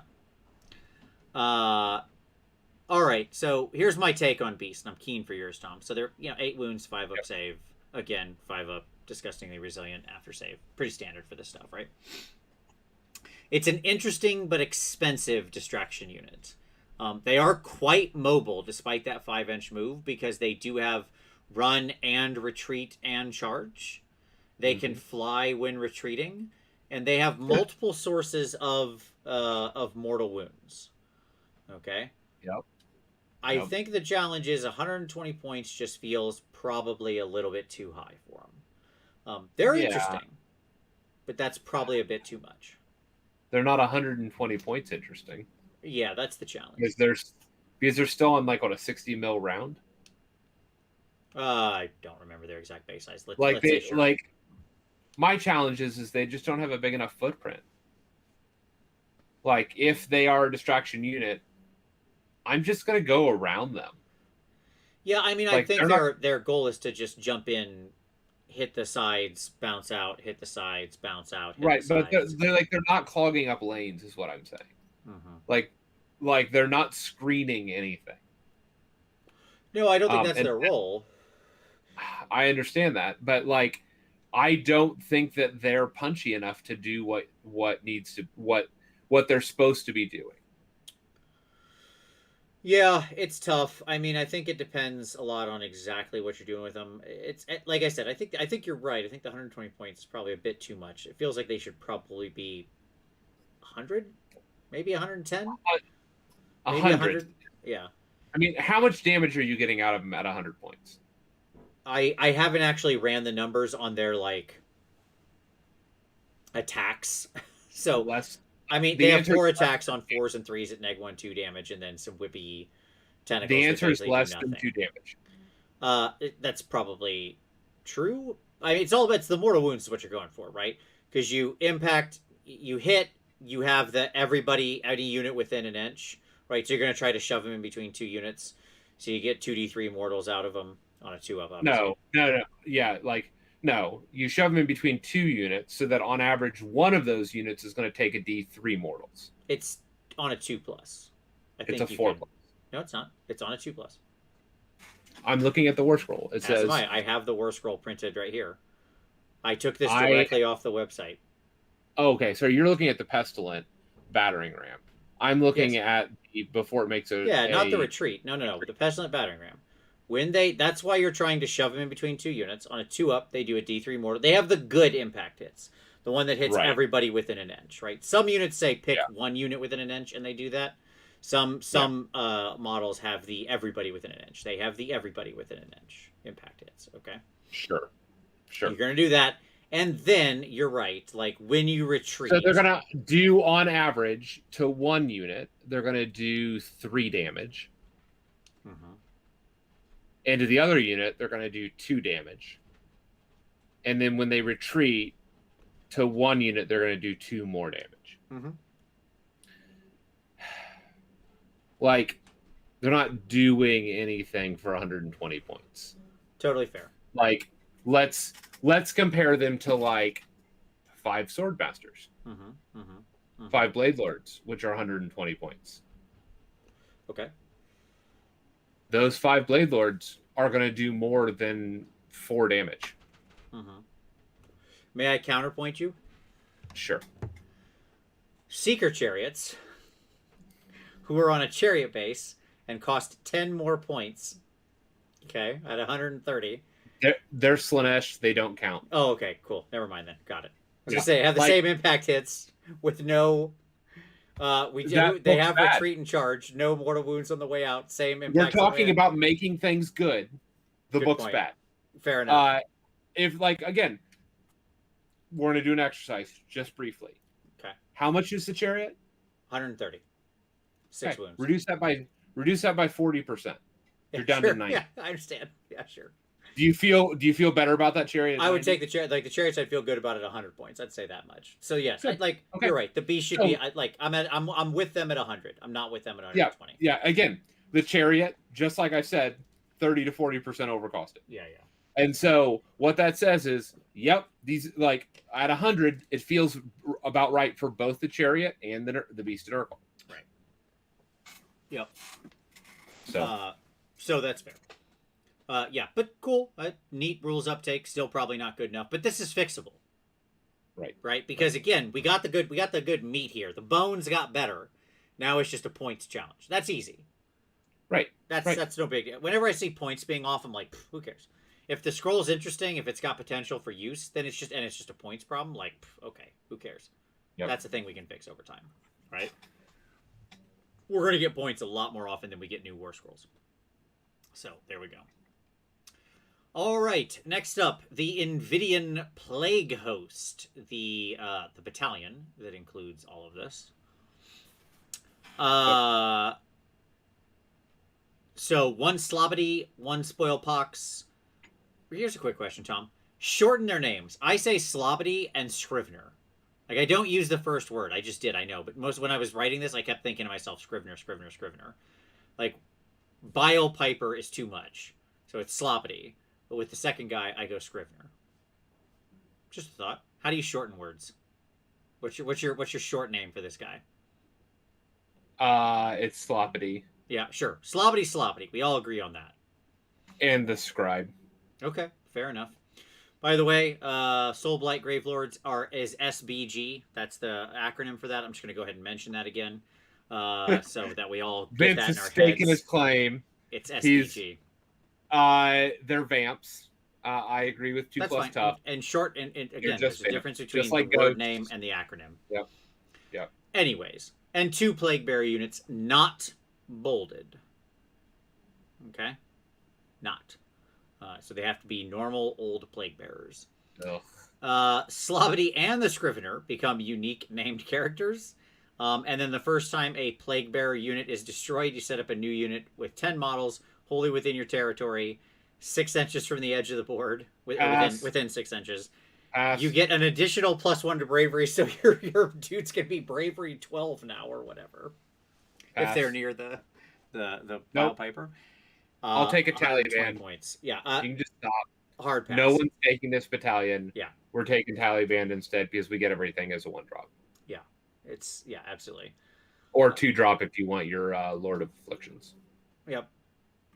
So I agree. Like, miss on the Plague Host, but that's fine. It's fine. It's fine. It needed to be in theme, and that's cool. We'll take Taliban. Still the king of all the Nurgle battalions. Sure. The Nurgle demons. Sure. It's fine. Yep. Okay. All right. So, anything else you want to say on Nurgle? Because that brings us to the end of our Nurgle here. Nope.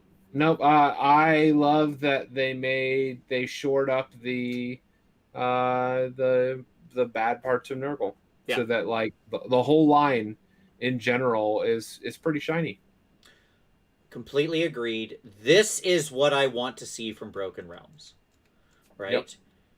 This kind of thing right here. More of this. This is good. Keep doing things like this. Settlers Gain, awesome. New updated Nurgle War Scrolls, fantastic. Find those underperforming, bad, silly War Scrolls of awesome new models and fix them in these books. It is the best thing you can do here by far. Do not stick half an army into one of these. That is a poor choice. I am much more excited about this book and what it brings through the cities and what it brings through the Nurgle than I am about anything Lumineth related. Look how much we can do with so little space on the cities. Absolutely. I mean, what was that? 4 pages? Yeah. 4 pages? Yes. It's 4 pages.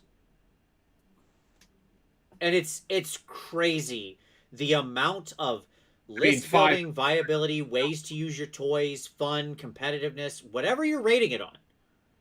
Right? Pound for pound, those are fantastic 4 pages. Right. What it proves is that so much of the game can be fixed, improved, whatever you want to say, plussed. Some simple, elegant writing. Because, like, the reality is this. Those 4 pages is going to sell a lot of product for UGW. Right. Because, like, people see that, and that will spawn an entire army with buying 10-plus units. Right? No one is reading the Hellcourt battalion of Flesh Eater Courts and buying an army on that. Right. They're not. Exactly. That's too little. The Lumineth is too much. But Nurgle and the cities are the middle bowl of porridge of what I want to see out of Broken Realms. They're just right. Yep. It's exactly the kind of stuff that we want to see. Make these units interesting. They don't need to be the most competitive thing. I'm not interested in that. I don't care about that. I think that really what we need to do with the game right now is take the 5 or 6 armies and just hit them in the kneecaps so hard that they fall back down. Okay? Like, there are 5 or 6 bad actors at the top of this list not ruining the game. That's way too strong. That are just out of bounds. Honest answer. We'll get into that next week. But like, just kneecap those. And focus on bringing interesting viability to these things through very minimal changes. You look at somebody like BOC, if they showed up in here, you wouldn't have to touch a huge number of scrolls or do a lot of work. You could do it in like 6 pages. and you could open up entirely new avenues, and Mm-hmm. really turn that army into something so interesting. The bones are there, right? Okay. So, anyways, there's that part. If so, I really like this. If you like the show right now, hey, you should hit the like button because it really helps. So we appreciate that. Thanks, everyone. That's a nice transition. Super smooth. That's what we're here for. Super smooth. I All appreciate right. It's important to hit the like, especially as we're just about to get to the narrative. Okay, Tom. We're going to get into the narrative section here. Spoilers ahead. One Warning, moment. folks. Yes, absolutely. That is correct. We are going to be spoiling stuff. Give me a moment. Okay, I'm going to leave this up on the screen for just a moment. I have my big giant spoilers tag. It's there. Okay. So, yes, spoilers. Spoilers, spoilers, spoilers. Let's talk narrative. Here we go. Have you heard the good news of Teclis? So, Tom, how do you want to break this down? Basically, it's a story in 3 acts, right? Yeah, sure. Okay. Prologue. A bunch of Night Haunts show up in Haish, in Settlers Gain, and it pisses Teclis off. Sure. Because Nagash has overstepped his bounds. Yep. And that narrative basically ends with Teclis being like, I'm super sweet. Look at me. I can blow a bunch of ghosts up. He does do the sweetest move in the history of moves in this fight. Sure. So a bunch of ghosts attack Settlers Gain. I mean, that's basically the story, right? Of the prologue, yeah. Of the prologue, yeah. And one of the things I find fascinating about the nature of killing ghosts, by the way they explain it in world, is that belief that you can kill ghosts with your weapons allows your weapons to kill ghosts. This was touched on in the Sons of Bahamut book, by the way, as well. That is what is determinative of that of their ethereal save. Basically, is how firm is your belief? Correct. So if you have sort of conviction, right, you can right. just you can strike them down even with normal weapons. But if you give way to fear, as we all know, fear is in fact the mind killer. But if you give way to fear, then you die. So, anyways, in the story, they come in and there's back and forth and blah blah blah, and then eventually, Big Papa Teclis shows up, and a bunch of the ghosts. He's way up in the air because he can fly and stuff, and a bunch of the ghosts race up to meet him. Yeah, sure, because they can all fly too. So they're up in the air to fight him, and Teclis is like, "I free you from your curse," which then turns them all back into mortal beings and frees them from the cursed form of undeath the torturous undeath that Nagash has placed them in. He just resurrects a host of people. Yes, just hundreds, thousands of people. You're all alive again because I removed fully embodied. Yes. 150 feet up in the air. Correct, and then they're like, "Yay, we're alive!" Oh no, and then they all just fall and die. Dick move, Teclis. Which is pretty funny. Like, admittedly, that is a baller wizard move. It's pretty great. It was pretty great. I remember, Tom, way back. I'm going to tell it. This is a complete digression, but I'll keep this to less than 30 seconds. Go ahead. 26 years ago, maybe, we did a 2nd edition D&D gladiatorial competition that I over GM'd at our store that I worked at. We had a bunch of groups go through individual dungeons and meet in the middle in a giant arena to battle for who would be the winner. One of the GMs for that, so I very clearly remember the story you're about to tell. And one of the and there was sort of rules around how you built your character, and all the characters were very powerful and stuff like that. It was basically a PvP tournament. Yes.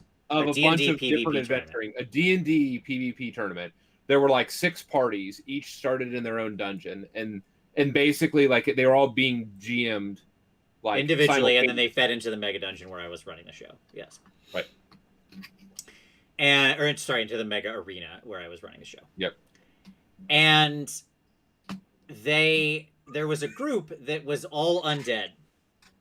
They had made themselves out of whatever the Ravenloft supplement was that let you make undead people. Mm-hmm. And I remember that one of the undead, like the undead people were very hard to kill because they were all super undead, super buffed undead. Yeah, it was all 2nd edition D&D, so everybody was like liches and mummies and crazy stuff. And I remember that one of the undead went down by the good guys casting like resurrection on them. No. It was a rod of resurrection. I remember that's exactly what it was. Yes, it was. They used to and he hit him with a rod of resurrection, and it was like, boom, lich, you're alive. And then his party killed him. So, anyways, I was reminded of that move with Teclis' opening in the prologue here. So, fine enough. Yep. That sort of sets the story into motion. Classy move. Yeah. I loved it. So after what I am sure was Settler's Gain does not appear in this story for a while. They're going to come back at the very end. Yeah. I assume that's because they had to clean up a lot of really gross stuff. Like, a lot of people fell from very high in the sky and probably exploded when they hit the ground. That city was probably gross. I'm just saying. Teclis just dumped a lot of dead, exploding bodies onto the city and then left. It was enlightened. Sure. So, then we go to Act 1. Yep. And that's where... Go ahead. So Teclis is committed to teaching Nagash a lesson. Yes. Of knocking him down a peg. That is what this entire story is driven on. Is Teclis needs to do something in his mind about teaching Nagash a lesson. Mm-hmm. This is not about claiming territory. This is not about MacGuffins. Right. This is about attempting the most prideful person in the realms attempting to humble somebody else. I would say that there's also, I mean, yes, I first of all, I don't disagree with that reading, but I would say there is a second reading. Sorry, I'm just laughing because Rodney said people and horses. Don't forget the horses. Yeah, it's true. There were X-rays in that as well, so yes, there would have been horses as well. Oh, God, what a nightmare. Anyways. Okay, yes, I don't disagree with that reading, but there is also a very clearly stated secondary purpose that I think is genuine, which is just like with Nighthaunt, who draw their power from fear, right? Yeah. Teclis is also on a mission, like he, being the sort of god of light and magic, wants to bring light to the realms and enlightenment and hope, right? Because Nagash and the forces of death get defeated ultimately by hope, right? I mean, maybe. He's part of his goal here is certainly to show. I don't disagree with your reading that part of it is to humble him, yes. But I think it's also to bring hope to a lot of the people. He believes that if other people believe they can break free from his shackles, they will. And that's why, like, I flippantly said, like, have you heard the good news of Teclis? Because a lot of what he's doing is, like, evangelizing Shyish. And I mean that in, like, the technical, like, Greek term, you know, euangelion, which is, like, proclaiming the good news, right? So, like, that is, you know, that, and by the way, that's not just like a Christian term. That was like a Roman political, like that was a term in the Hellenistic world that they used for emperors, was a euangelion. It was the message of the rulers. Right.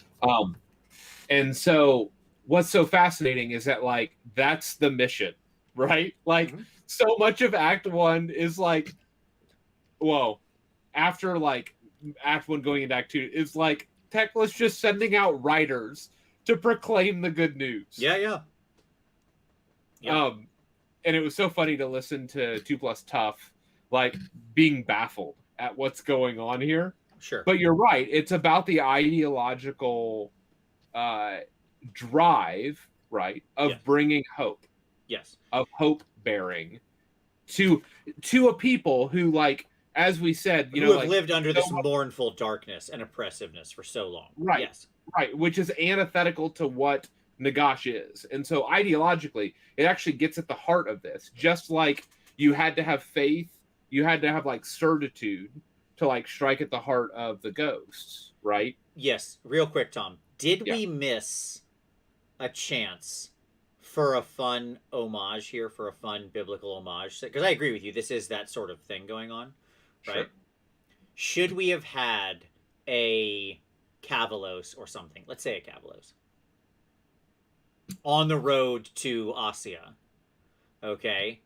Who gets who then sees before him and is struck from his horse by a powerful light of like one of the Lumineth casters, and he then like falls away from his horse and sees the truth of it, and now proclaims the good word and becomes like the missionary to the death people.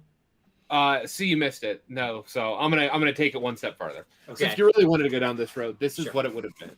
Mm-hmm. Teclis on his mission Okay. in Ossia to humble them, right? Yes. Yes. He would have seen this lone Cavalos. Sure. Okay. Yep. And actually recognized that the Cavalos himself was a enslaved elven soul. Yep. Okay. Yep.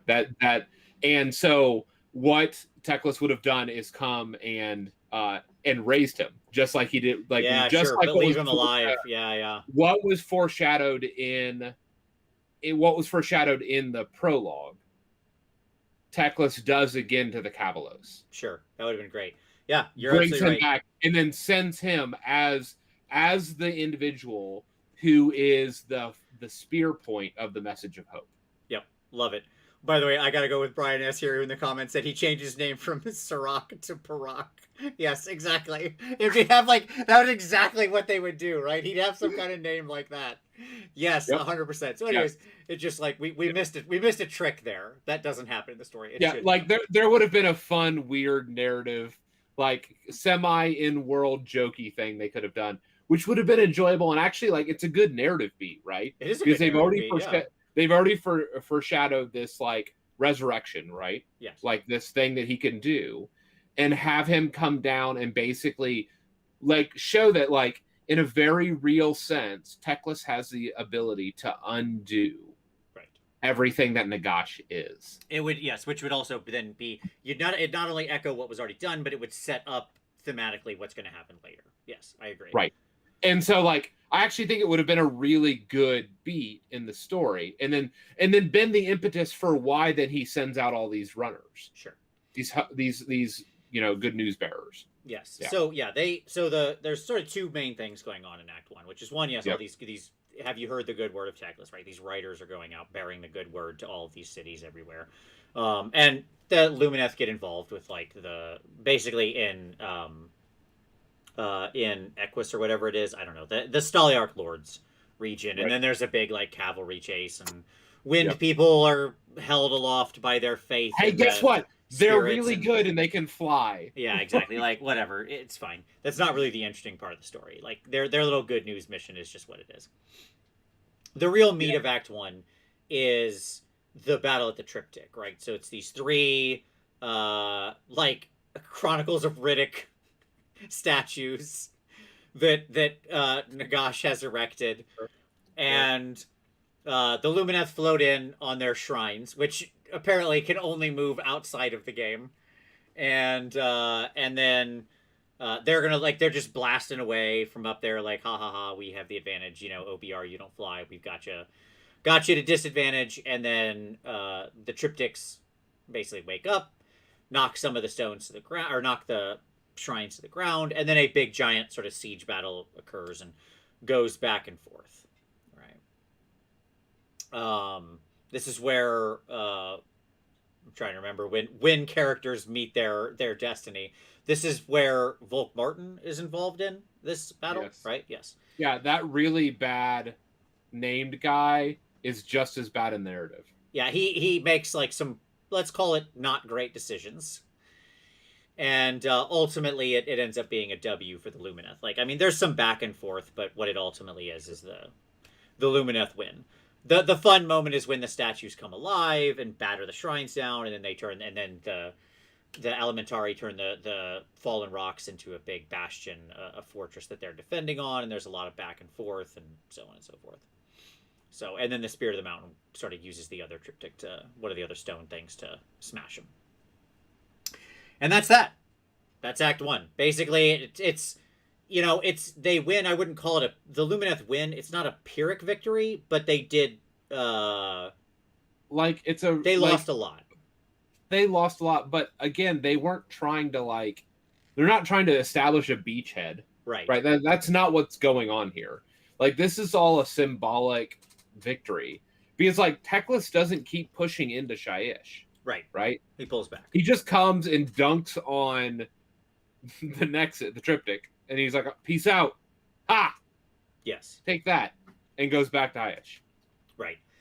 And so the important part to remember here is that Act 1 and Act 2 are happening kind of overlapping, basically. Yes. Because they're not sequential. The other thing, I should mention that the other thing that sort of happened in the prologue that we really didn't talk about, but it's worth mentioning. There's a couple of like god asides where the two gods, where multiple gods chat to each other because they can just sort of cross realm barriers and talk to each other whenever they want. We should have more of that going on. Yes. Yeah, there's a scene where Teclis basically goes directly to Nagash and is like, "Listen, dummy, all right, you need to check yourself before you wreck yourself." And Nagash is like, "How dare you? I will show you. I'll smash you. You're insignificant. Blah blah blah blah blah. I am all, and Nagash is all, and I will be all, and blah blah blah blah blah nonsense. Standard Nagash nonsense." And then he like banishes the little image of Teclis away, and then they both set their plans into motion. Right. So Teclis is pushed onto the triptych and all of this and the good news mission. That's kind of happening. And then sort of overlapping is Nagash's plan, which is he has sort of 3 of his 5 Mortarchs at hand. 2 of them are out of touch. Lady O and Catacros are out of touch because the reason they're out of touch... You're out of touch. They're out of touch. I assume is because they're in the 8 points. Because this is actually happening. This whole thing is overlapping Wrath of the Everchosen. Yes. Okay. Yes. And Broken Realms Morathi. Like all of these are kind of overlapping each other. It's not sequential. It's not like Wrath happened and then Morathi happened and then this is happening. They're all kind of overlapping each other. Yes. And what is happening, Nagash's plan is essentially like hide your kids, hide your wife. Yeah, sure. Because like he's like, lock all the doors. Yes. Like lock everything down. Don't let the Lumineth in. And at the same time he's also gonna yes, like take control of these gates, but we're gonna put death magic out into everywhere else. Like we're gonna make everywhere else Shyish, right? Like his plan, as if the Necroquake like didn't do that already. Yes, he's got one plan, okay, and it's called export the realm of death elsewhere. So he gets his Mortarchs up. So the 3 he's got at his disposal, which is Manfred, Neferata, and Archon the Black, right? And he sends them out to other realms, to these gates, to these relevant nexus points, right? And he's gonna like basically create this little wave of death energy, of Shyishan energy, out into through this very lengthy ritual out into all the other realms. Yep. Right. And what I love about this is how silly this plan is, like right from the jump. Okay. Like from the jump, this is a terrible plan. I just like tactically. So your idea here is you're going to take your 3 best commanders, theoretically, right? Well, no. Your best commander you've already assigned to the all points. Right, sure. So your 3 remaining commanders, let's put it that way. That's fair. Okay. And you're going to just send them not to where you are and just out into enemy territory. And, and he doesn't tell them how to accomplish this mission, by the way. right? As we learn. Go do gate stuff. He just says, like, go do this. This is what I want. Figure it out, right? Yeah, there's some narrative hand waving going on when you get to this part of the narrative, like with this part of the story. And you're just like, Nagash is a bad manager. Can we just say that right now? Like, I've had this manager who's like, go do this nearly impossible task. I'm not going to tell you how to do it. I'm not going to give you enough resources to be successful. And I will not. And if you fail, it's all your fault. you know, Right? like, This is his is classic probably the bad worst. management 101. And his is like the worst of all possible worlds because he, like, his goal in life is to manage everything. Right. He is a terrible, terrible manager. And yet that's nothing. This, like every bad manager, he thinks being in management is exactly what he should be doing, right? And so he also he breaks both rules of bad management, the one I just said, and doing too many projects at once and splitting your focus. Like, this is classic project management no-nos, right? So so he sends them all out like a dummy. And so they all end up in different realms. And Manfred goes to Gairan, to the realm of Which, light. like, nobody wants to go to Gairan, and he's like, I'm in. Let's do this. Yeah, I'm very interested in doing everything that you want, Mr. Nagash. Thank you. Thank you, sir. Yes. He's suddenly very compliant and is stoked to go to Gairan, which sets up his previous... We'll talk in a moment about how the short story interacts with this. Right. Because there was a short story that tied into this part. He sends Neferata. Nephi goes to Shimon. Right? And he sends Archon the Black into Haish. Right? Of course he does. Yeah. Which is just bad moves left and right. Okay, so... Alright, each Mortarch is, just as I said, left to their own devices as to how to accomplish this apparently very long, complicated, very easily disruptible ritual, right? To spread death magic out of the gates. Correct. From these nexus points.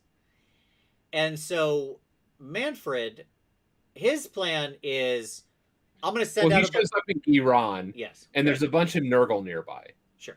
And so, hence why we have Nurgle in the book. And so, Manfred's like, I'm just going to be everywhere. Right. And so, I'm going to stir up as much shit as I possibly can. Yes. And so, he sends out all of his forces to go engage Nurgle all along their battle lines and basically, like, distract and move the conflict away from the gate so that he can do his ritual with his people at the gate alone. His plan is basically, I'm going to fight a ton of battles that I will lose, and I don't care. And attract as much attention, it seems, is what he's trying to do.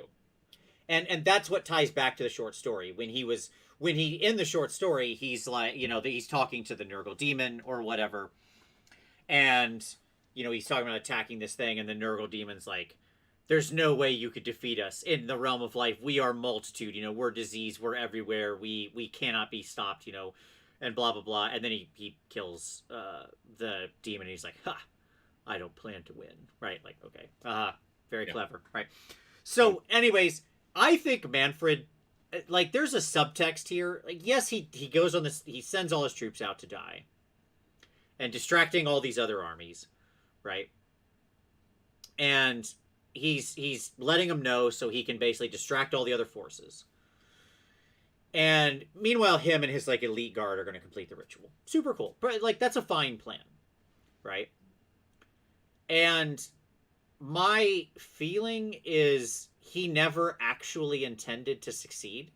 Like, I don't think he cared at all about this, right? I think he just had to make a good show of it. Right. And his... He'd be like, look at all these troops I lost. Look, right, I tried. Like we tried, did our best, boss. He knows he's going to fail, so his plan is to, like, fail fast. He's not going to screw around with it, right? Right.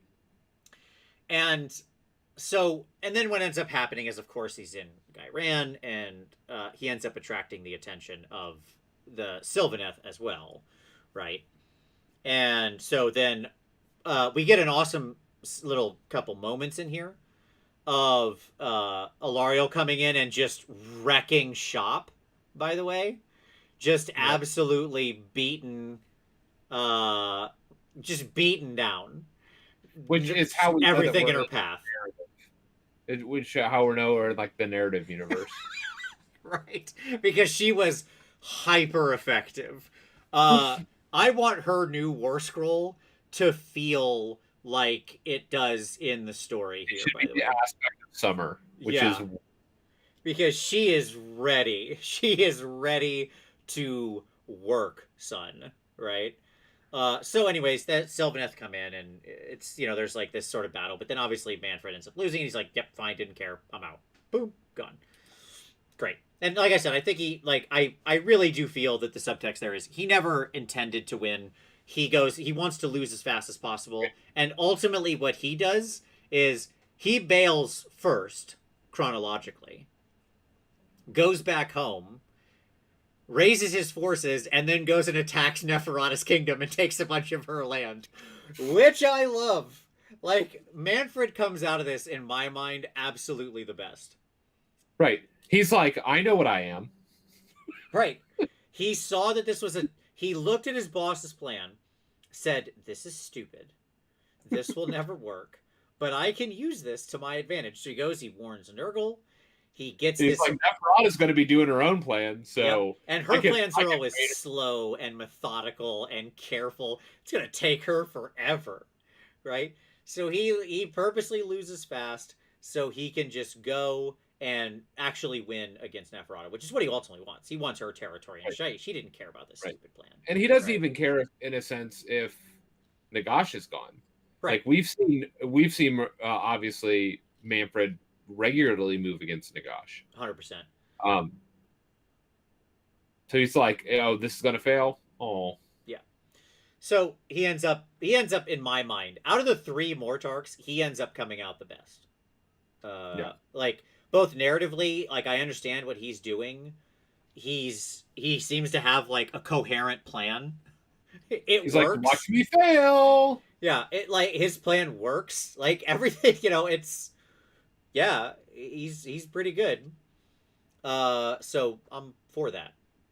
Yep. Yep. Neffy's plan in Shimon is basically to, she uses like subterfuge I'm gonna and be sneaky, and I'm gonna divert everybody away from the portal, right, and I'm gonna use misinformation and hire some people and make all the KO, and no one go near this Nexus area so that I can do my ritual. right, So I'm gonna be super sneaky and just not attract attention. yep, Until one enterprising young admiral goes, wait a minute. There's all these trade routes that aren't going over this area. This is one of the fastest routes. Why are we not doing this? I better go look and see what's going on there. mm-hmm. She flies her ironclad and a couple of frigates in, disembarks. Mistake number one. Sure, Uh, never get out of the boat. never get out of the boat. And I don't know, like, gets aged rapidly and loses almost everything she has and all of her crew, and barely escapes with her life, but then functionally alerts the twins Yes, of what's happening. right. And that's the narrative that I Mentioned spruiked. earlier in the short story. Yes, Yes. because she escapes. She and her first mate escape. Yep. And the two of them, like she does get as mentioned, yeah, she does age from the proximity to all the death magic spilling out Yep. there. She was a young admiral. I again, I apologize. I do not remember her name. If somebody in the chat remembers the admiral's name, I cannot remember her specific name, but she seems a cool character. And then in the short story, she gets caught up and almost killed by a vampire. She just get her eye cut out, like in a really Yep. brutal scene. Like, She gets holy the eye. crap. Yep. Where it talks Rough. about the remnants of her eye dribbling down her cheek. Like, jeez, Pete's, man. That is some brutal stuff. Even in text, I'm like, wow, that's brutal. So, and her she first mate blows gets. the vampire's head off. Yeah, she does blow the vampire's head off after it gets sheared through by Elithon or whatever his name is. Elithor. And, yeah, thank you. And but yeah, it's, she managed to get away, but she alerts it, disrupts the ritual, and basically through what happens there, Nephi is forced to bail. Right? She gets away, Well, and no, it's not just that. Like, she alerts the twins, and the twins take a lumineth force yes, there. The ritual gets disrupted. The portal gets collapsed on a bunch of folks, and you yes, know, people lose their lives, and the plan fails. yes. There you go. And Nephi, of course, bounces at the last moment. Yes, Yep. exactly. Yep.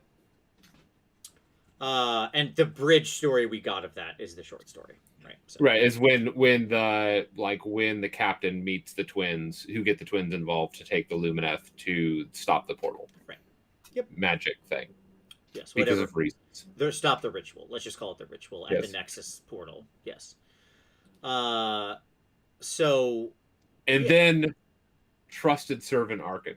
Archon the Black, just performs the worst out of all of them. Like, Nephi at least got close, right? Before He's being like, you know what I haven't seen in a long time? Flowers and sunlight. Yeah. I'm gonna go take a walk. So he just like leaves the Nexus, and then everything goes sideways. Ultimately, what happens there? I mean, we can wrap up his part pretty simple because it's relatively silly. Um, He makes a bunch of bad tactical decisions, yes, and Eltharion punches him in the face. yes. Eltharion like kicks And him acts off vengeance. the edge of Hysh into the pure light magic and turns him to dust. Like he tried, like classically, this is a showdown, right? Because if we remember our end times, Yep. In Archon the kills world before worlds, or the world before in the old world. Yes, Archon kills the reason why Eltharion with the Curse of Years. Right. The reason why Eltharion is a suit of armor now and not embodied is not only because of the end times, but because Arkan handed dusted him in that story. Like at the end of the first act. And that led to like he got handed dusted, and then Arkan sacrificed Alariel's daughter, Alariel and Tyrion's daughter, to raise Nagash.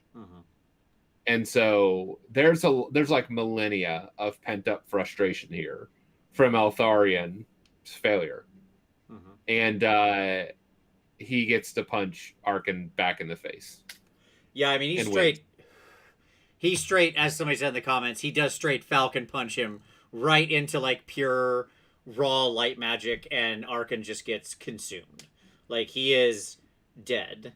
Now, so your next question is, so like Archon dies. Like he gets straight up exploded. He exploded, okay?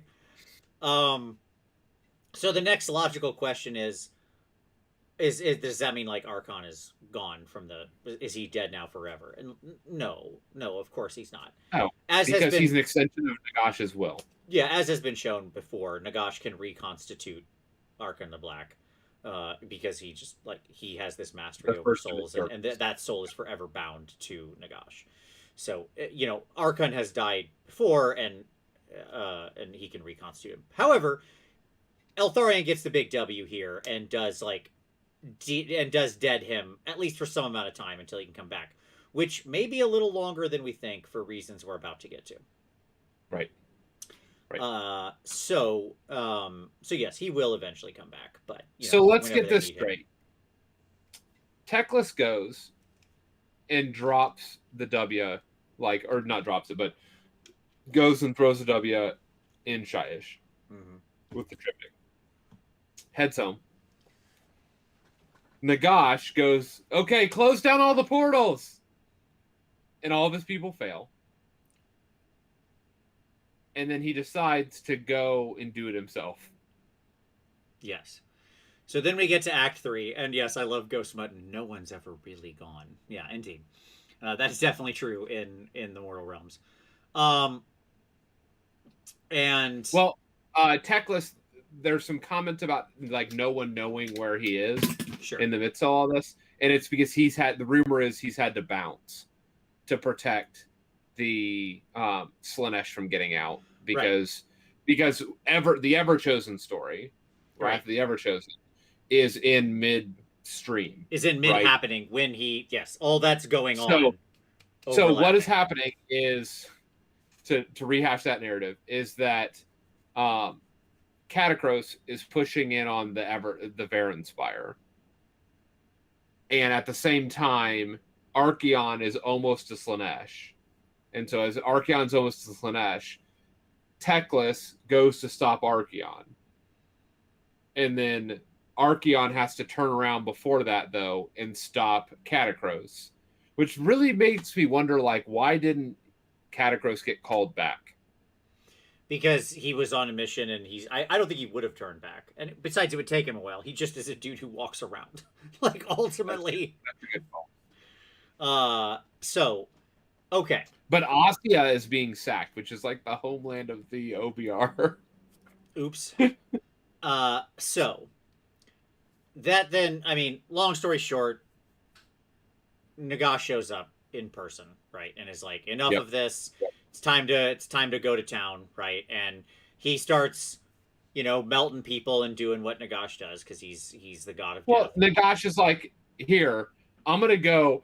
You trash my homeland. I'm gonna go trash your homeland, and so he strolls in and tries to kill that big dumb cow mountain. Yes. By killing the mountain range. Right. Because that's how things work now. There's two quick things we need to talk about with Nagash. Yes. Yep.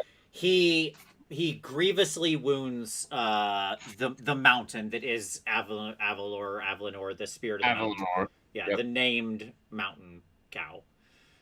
He grievously wounds that, and he also has this sort of extra shield of ghosts around him of elvish by souls. Corrupting the mountain. Yeah, like he goes to the mountain range in Haish of Avalenor that Avalenor represents and starts corrupting the mountain, which then causes Avalenor to begin to crumble and gets all the attention. None of the elves will touch Nagash because he has a cloud of elf spirits around them, which ties back to the narrative of the elves trying to save all the elf spirits. Right. Yep, exactly. So Nagash he's on a rampage, and yes, Crypt Shadow, I agree with you. Don't listen to Tom. And and then that's when the Wrath of the Everchosen stuff comes, sort of finishes, and then we get basically Teclis returning, right? Like, there's a couple other little beats in there, but for the most part, we get Teclis then returning, and we get a big showdown, right? This is now title fight, round 20. This is the showdown at the O Town. So, Teclis and Nagash have a back and forth. I don't feel like really blow by blowing all this, but let's hit the big beats. Slap fight. They have a god slap fight, yes. Okay, things that are relevant that happen in this fight. As here are the beats I would call out, like in the god v god match. Okay. Nagash just chumps Selenar at the start of the fight. He's like, "Nah, you out." Yes.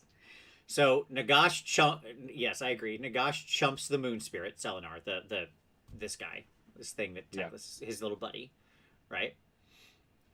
And Teclis blows up the 9 books of Nagash, destroys them.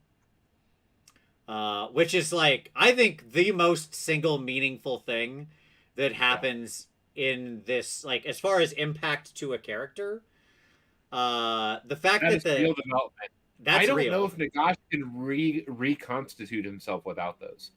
They are what allowed him to constitute in the first place into his grand mega skeletal form. I assume because he's god powered now, he doesn't need the books anymore to come back.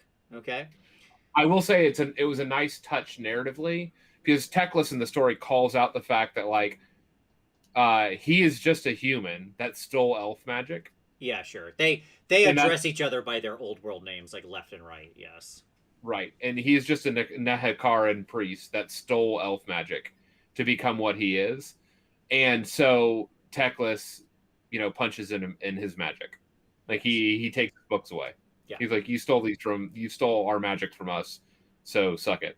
Yeah. So he blows up the 9 books of Nagash, which is a super cool move. Like, I love it. I love it. That's fantastic. And I hope that stays. I hope Nagash just doesn't have the books now, and they give him a new war scroll at some He's point. supposed to have 9 Mortarks, isn't he? I don't know. I don't remember his full number of original Mortarks in the old world. He had a bunch of different. I think he serving did. him. Well, I think I think in the narrative he has 9, which I wonder if that's all like corresponded, like if that lines up. Yeah. I don't Anyways. know.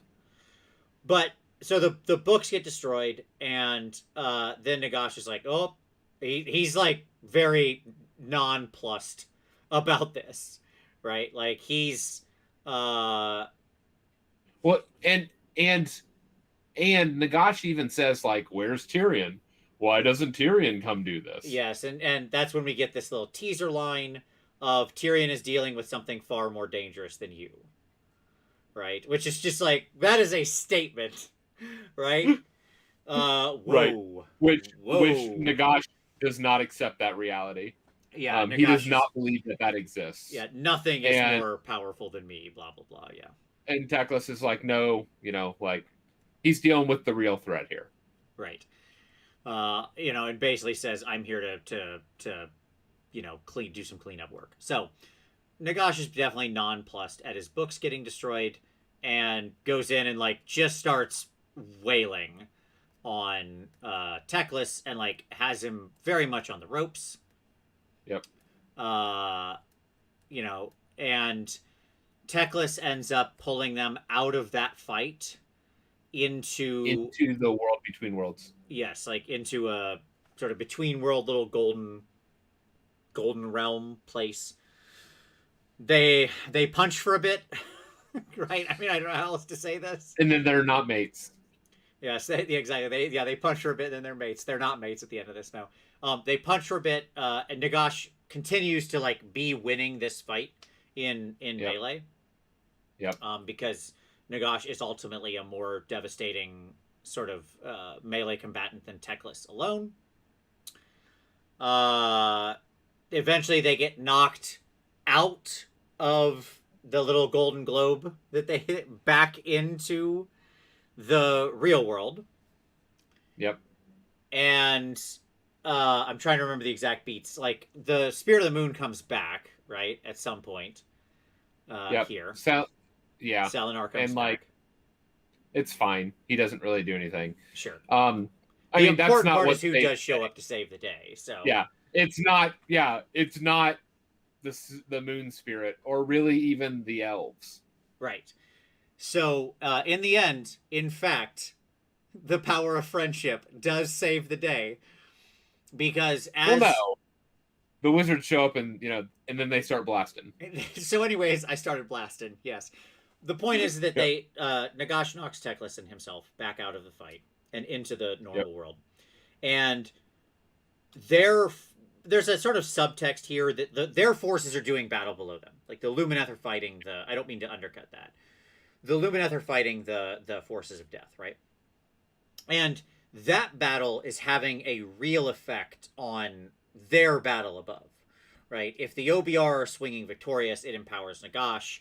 If the Lumineth are swinging victorious, it empowers Teclis, and so on and so forth, right? So when they get back, that battle is over. Yes, and so they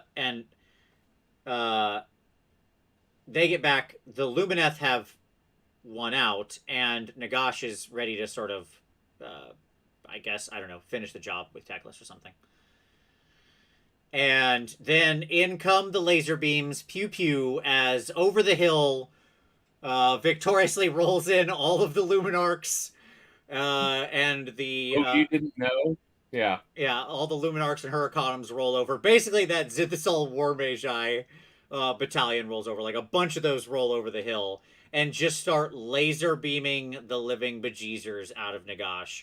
And that gives Teclis a moment, and then, their powers combined. Basically, all of the light destroys Nagash's form, blows him up.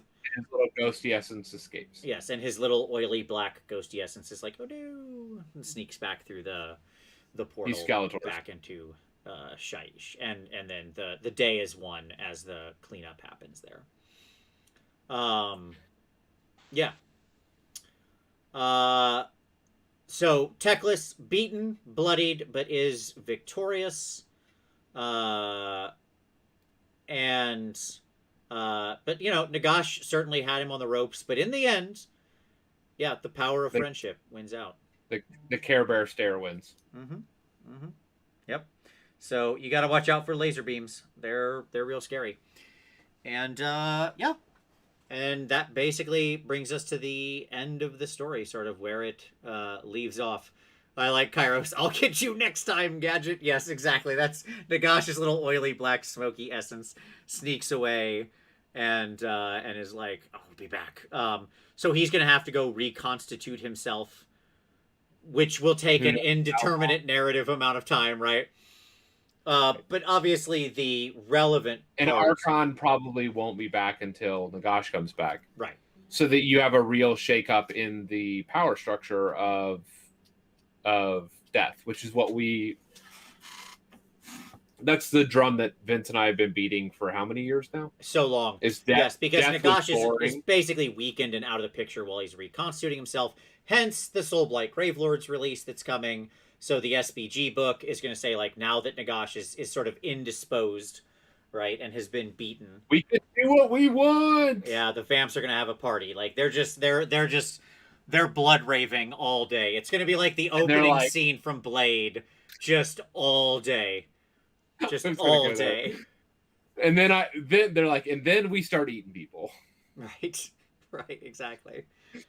So a couple other asides we should talk, like, I think that does directly set us up for everything we're going to see in Soulblight Gravelords, and like the fact that um Why are things the way they are? right, they're free now and free willed because Nagash is unable to really control them, and so on and so forth, right?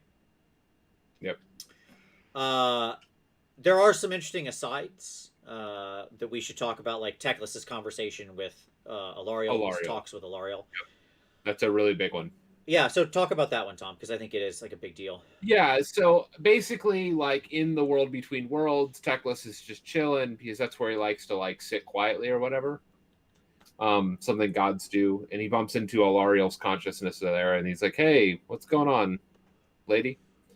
And she's like, "Hey, what are you doing? Why are you being an idiot? You're wasting all this time and energy, kicking a hornet's nest with Nagash. You know his season's gonna pass." Right. She's like, the end of the edition is coming. Why are Sure. why are you wasting your time proclaiming the good news in Shyish? And Yep. he's like, well, if I don't do it, maybe it won't happen. In very standard, mansplaining, Well, they basically have a discussion that reminds me of like the Oracle's talk in the Matrix, where Sure. she's like, look, this is gonna happen. What would really bake your noodles? Would you still broken it if I didn't tell you about it, right, or whatever? Because Right. she's sort of preaching this kind of determinism of like, look, like this seasonal determinism that she has, right? Like things move in Right. cycles. This is just the Right. natural order of things. And she basically says life is on the rise, and in such a way that, and Tekla says, are you sure you can control what you're going to unleash? Well, right. She's like, life is on the resurgence or whatever. And Teclis is like, you're playing with powers you can't control and that you don't understand. And she's just like, meh. I just want to stop for a minute. Melissa Davis, Mike, if you're referencing Gunship and that incredible video with the Can the Vamps Get a Sweet Heavily Muscled Sax Player, Dark All Day is a fantastic song. I completely support that. Just make that 100%. Yes, I want the sax player. Yes. Okay. Anyway, sorry. That's like one of my all-time favorite videos. It's amazing. Anyways, okay. So, and she basically says, yes, the season of life is coming, and he says, are you sure you're gonna be able to control it? And she also drops the whole like, there are much bigger threats. There's a bigger fight going on out there. Like, and why are you wasting your time with Nagash? Right. And Teclis is like, because I have to. And he's like, and then he accuses her of playing games that she can't control. Yeah. So what do you think he's alluding to there? I think I generally think they're talking about Kragnos and whatever that's going to, and the rise of destruction. Okay. I think it's orcs. Yeah, that's what I'm saying. Yes, absolutely. Like I think it is the rampant multiplication Of orcs, of yeah. life, Yes. of orcs, Yep. of the green tide Hmm. that is swelling. And I think that Alariel is probably trying to harness that, to as like a counter punch. Like truly, it is life abundant, right? It's the Yep. Yeah, yeah. overflow of life, Hmm. which is the multiplication of the Orky hordes. And I Which is what think they're Kragnos is going to be. Like, that's going to be. Kragnos will be the lead in to AOS 3. We have all reasons to believe that AOS 3 is going to be the rise of destruction, right? And it's just like this rampant destructive life going everywhere in probably a lot of different ways, right? right, right. And so I think that she's behind that, and she's like, yeah, that Nagash death stuff, that's old news. We're all life all the time now. And Teclis is like, probably not the best idea, lady. Right. Yeah. So I this is it's I think like overall I agree with so I we didn't mention it, but Doug did do a great narrative breakdown of this book in 5 I did. parts. He was my pick of the week Okay. a week, or pick of the week a week or two Yeah, we ago. had mentioned it previously. I mean, we didn't mention it during this segment. Yeah. I'll link Doug's videos series down there as well if you want his Excellent. recap of it because he goes into a lot more detail than we did. Yeah, it's like an hour and a half of him just talking like through every single narrative beat Yeah, it's great. Of the book. Yeah. But I think I agree mostly with Doug that Act 1 and Act 3 were kind of the strong parts. Although, look, I'm not going to lie. I did love what Manfred did in Act 2. I think it was super clever and fun and very Manfredy. And he just moved up the ranks in my appraisal of the Mortarks. Let me say that. He might be my favorite Mortark now. I'm just throwing that out there. Okay? You you know, you do something so stupid and then you just go and completely redeem yourself. It was Oh, great. sorry, damn it, Manfred. He'll never get redemption. I'm okay. First, he gave us Age of Sigmar, and now this. His blessings are myriad and multiple. So let me ask the next question: what is the fight that Teclis was alluding to with regard to what Tyrion is doing? I have no clue. I do not know. So in that narrative, if you go back and look at what Nagash accuses him of, he accuses him of like making Tyrion blind. Yeah, sure. And Teclis makes a repost, something along. I'd have to read back through it, but if I remember correctly, about like him needing to be in order for the fight that he's engaged in, or something along those lines, like about the necessity of Tyrion's blindness. Honestly, I think Tyrion's war is against he who it has always been against. Okay. I think it's Malekith. You think you think Malarian is that big of a thing that he's going after? I do, and actually, it's like another off-screen interscene order war. Right, and I think that it's move and counter move in the shadows, and actually in like the mists of Olgu. Sure. And which is why we haven't seen any of the Tyrion stuff. Is I think Tyrion is there hunting him down in the mists, and that's why he doesn't need his eyes. Yeah, I guess he's literally fighting, like blindly fighting, like a war where he doesn't need his sight. Sure. And so I took that very literally. That like I wonder if there's not like real, because again, so you have like, in a very real sense, most people look at the gods of light and say, oh, shadow or darkness is the counter, right? Sure. But what we saw here is that the enlightenment of Teclis, the counter to that, is the darkness and the fear. The enlightenment and hope of Teclis, the encounter to that is the darkness and fear of Nagash, the misery and hopelessness. Sure. Okay. And so what I would argue is that that light and shadow conflict is the Tyrion Malarian fight. I guess. I don't know, man. I know you don't like that, and maybe Skaven are involved in that fight too. Who knows? You know, like again I in the just feel shadow. like it'd be the most boring answer. What I mean by that is like I'm not Maybe. saying you're wrong. I'm saying I Yeah, hope you're wrong. sure. Okay? Like your Yep. your explanation there completely like makes sense. It's very reasonable what you're saying. But in the end, I just feel like that's the who cares option of the story Yeah. because yes, there was. So to just answer Josh A real quick, yes, there is a Malarian illustration. We have a sort of weird picture of him in his big shadow demon type of form. It was Yep. in the original core book. It was like way back at the launch of AOS. They had that art. It's kind of been reused a couple of times. Yep. AOS 2.0. And it's cool. Oh no, that was at 1.0. Sorry. Yes, it was. Yeah, we got that way back originally, and we've seen nothing on it since. That's fine, but they've always been at each other's throats. Right. And to just rehash that same story just feels really rote, right? When instead it would be really interesting if Tyrion was doing something truly spectacular, right? If he was off fighting, what's worse and more threatening than uh than Nagash, the god of death? The chaos gods to start. Okay.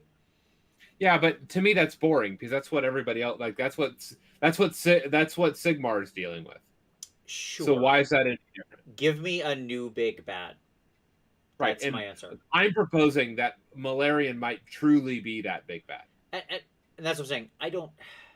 I hope he's not, because that's a real. I don't know. It doesn't feel like the best use of his character. He should Well, be somebody who is playing all sides all the time. and what I'm saying is that like I don't necessarily think Malarian's going to be. I don't think I think he's probably went out of everybody from the old world. He's probably went through the greatest level of transformation Sure. of any of the characters. Like I don't think Malarian is going to be a order god. I truly think that um, I think he will either be aligned with destruction or chaos. I And don't. which is truly going to be like a like I think that there will be a true unveiling that's going to happen, you know, here in the next season. Yeah, that's fine. Let me give you my honest answer. I would love a Sure. new real big bad. Something that is henceforth Like unrevealed. Bellator. No, no, no, way bigger. Bellacor's way too weak. When I mean a new big bad, I mean like a new big bad. Okay? I want something introduced that Tyrion has to go fight, that he's like trying to wage this war against, that he's trying to prevent from even coming to pass, something from getting in here.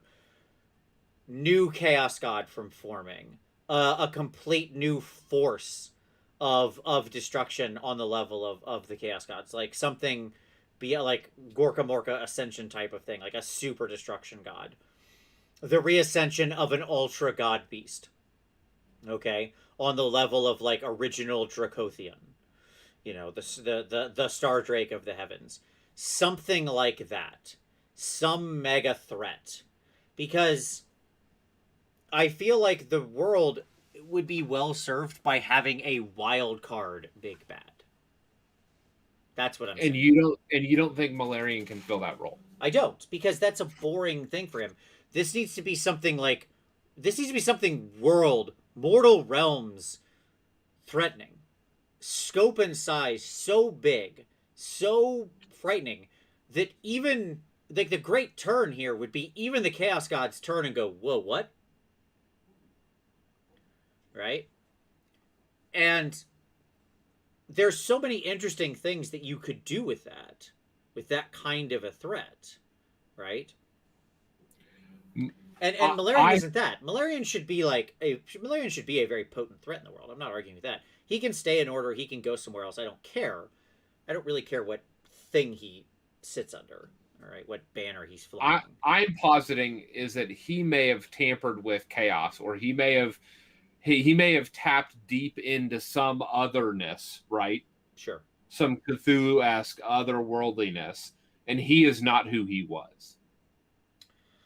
And he and his people have embodied a new, deeper horror in the world. That's fine, but he's been in the Pantheon for a long time. He has conversations. He shows up and talks to Marathi in multiples of stories. He's still functional. He talks. I mean, he hangs out with the other elf gods on occasion in some of the stories.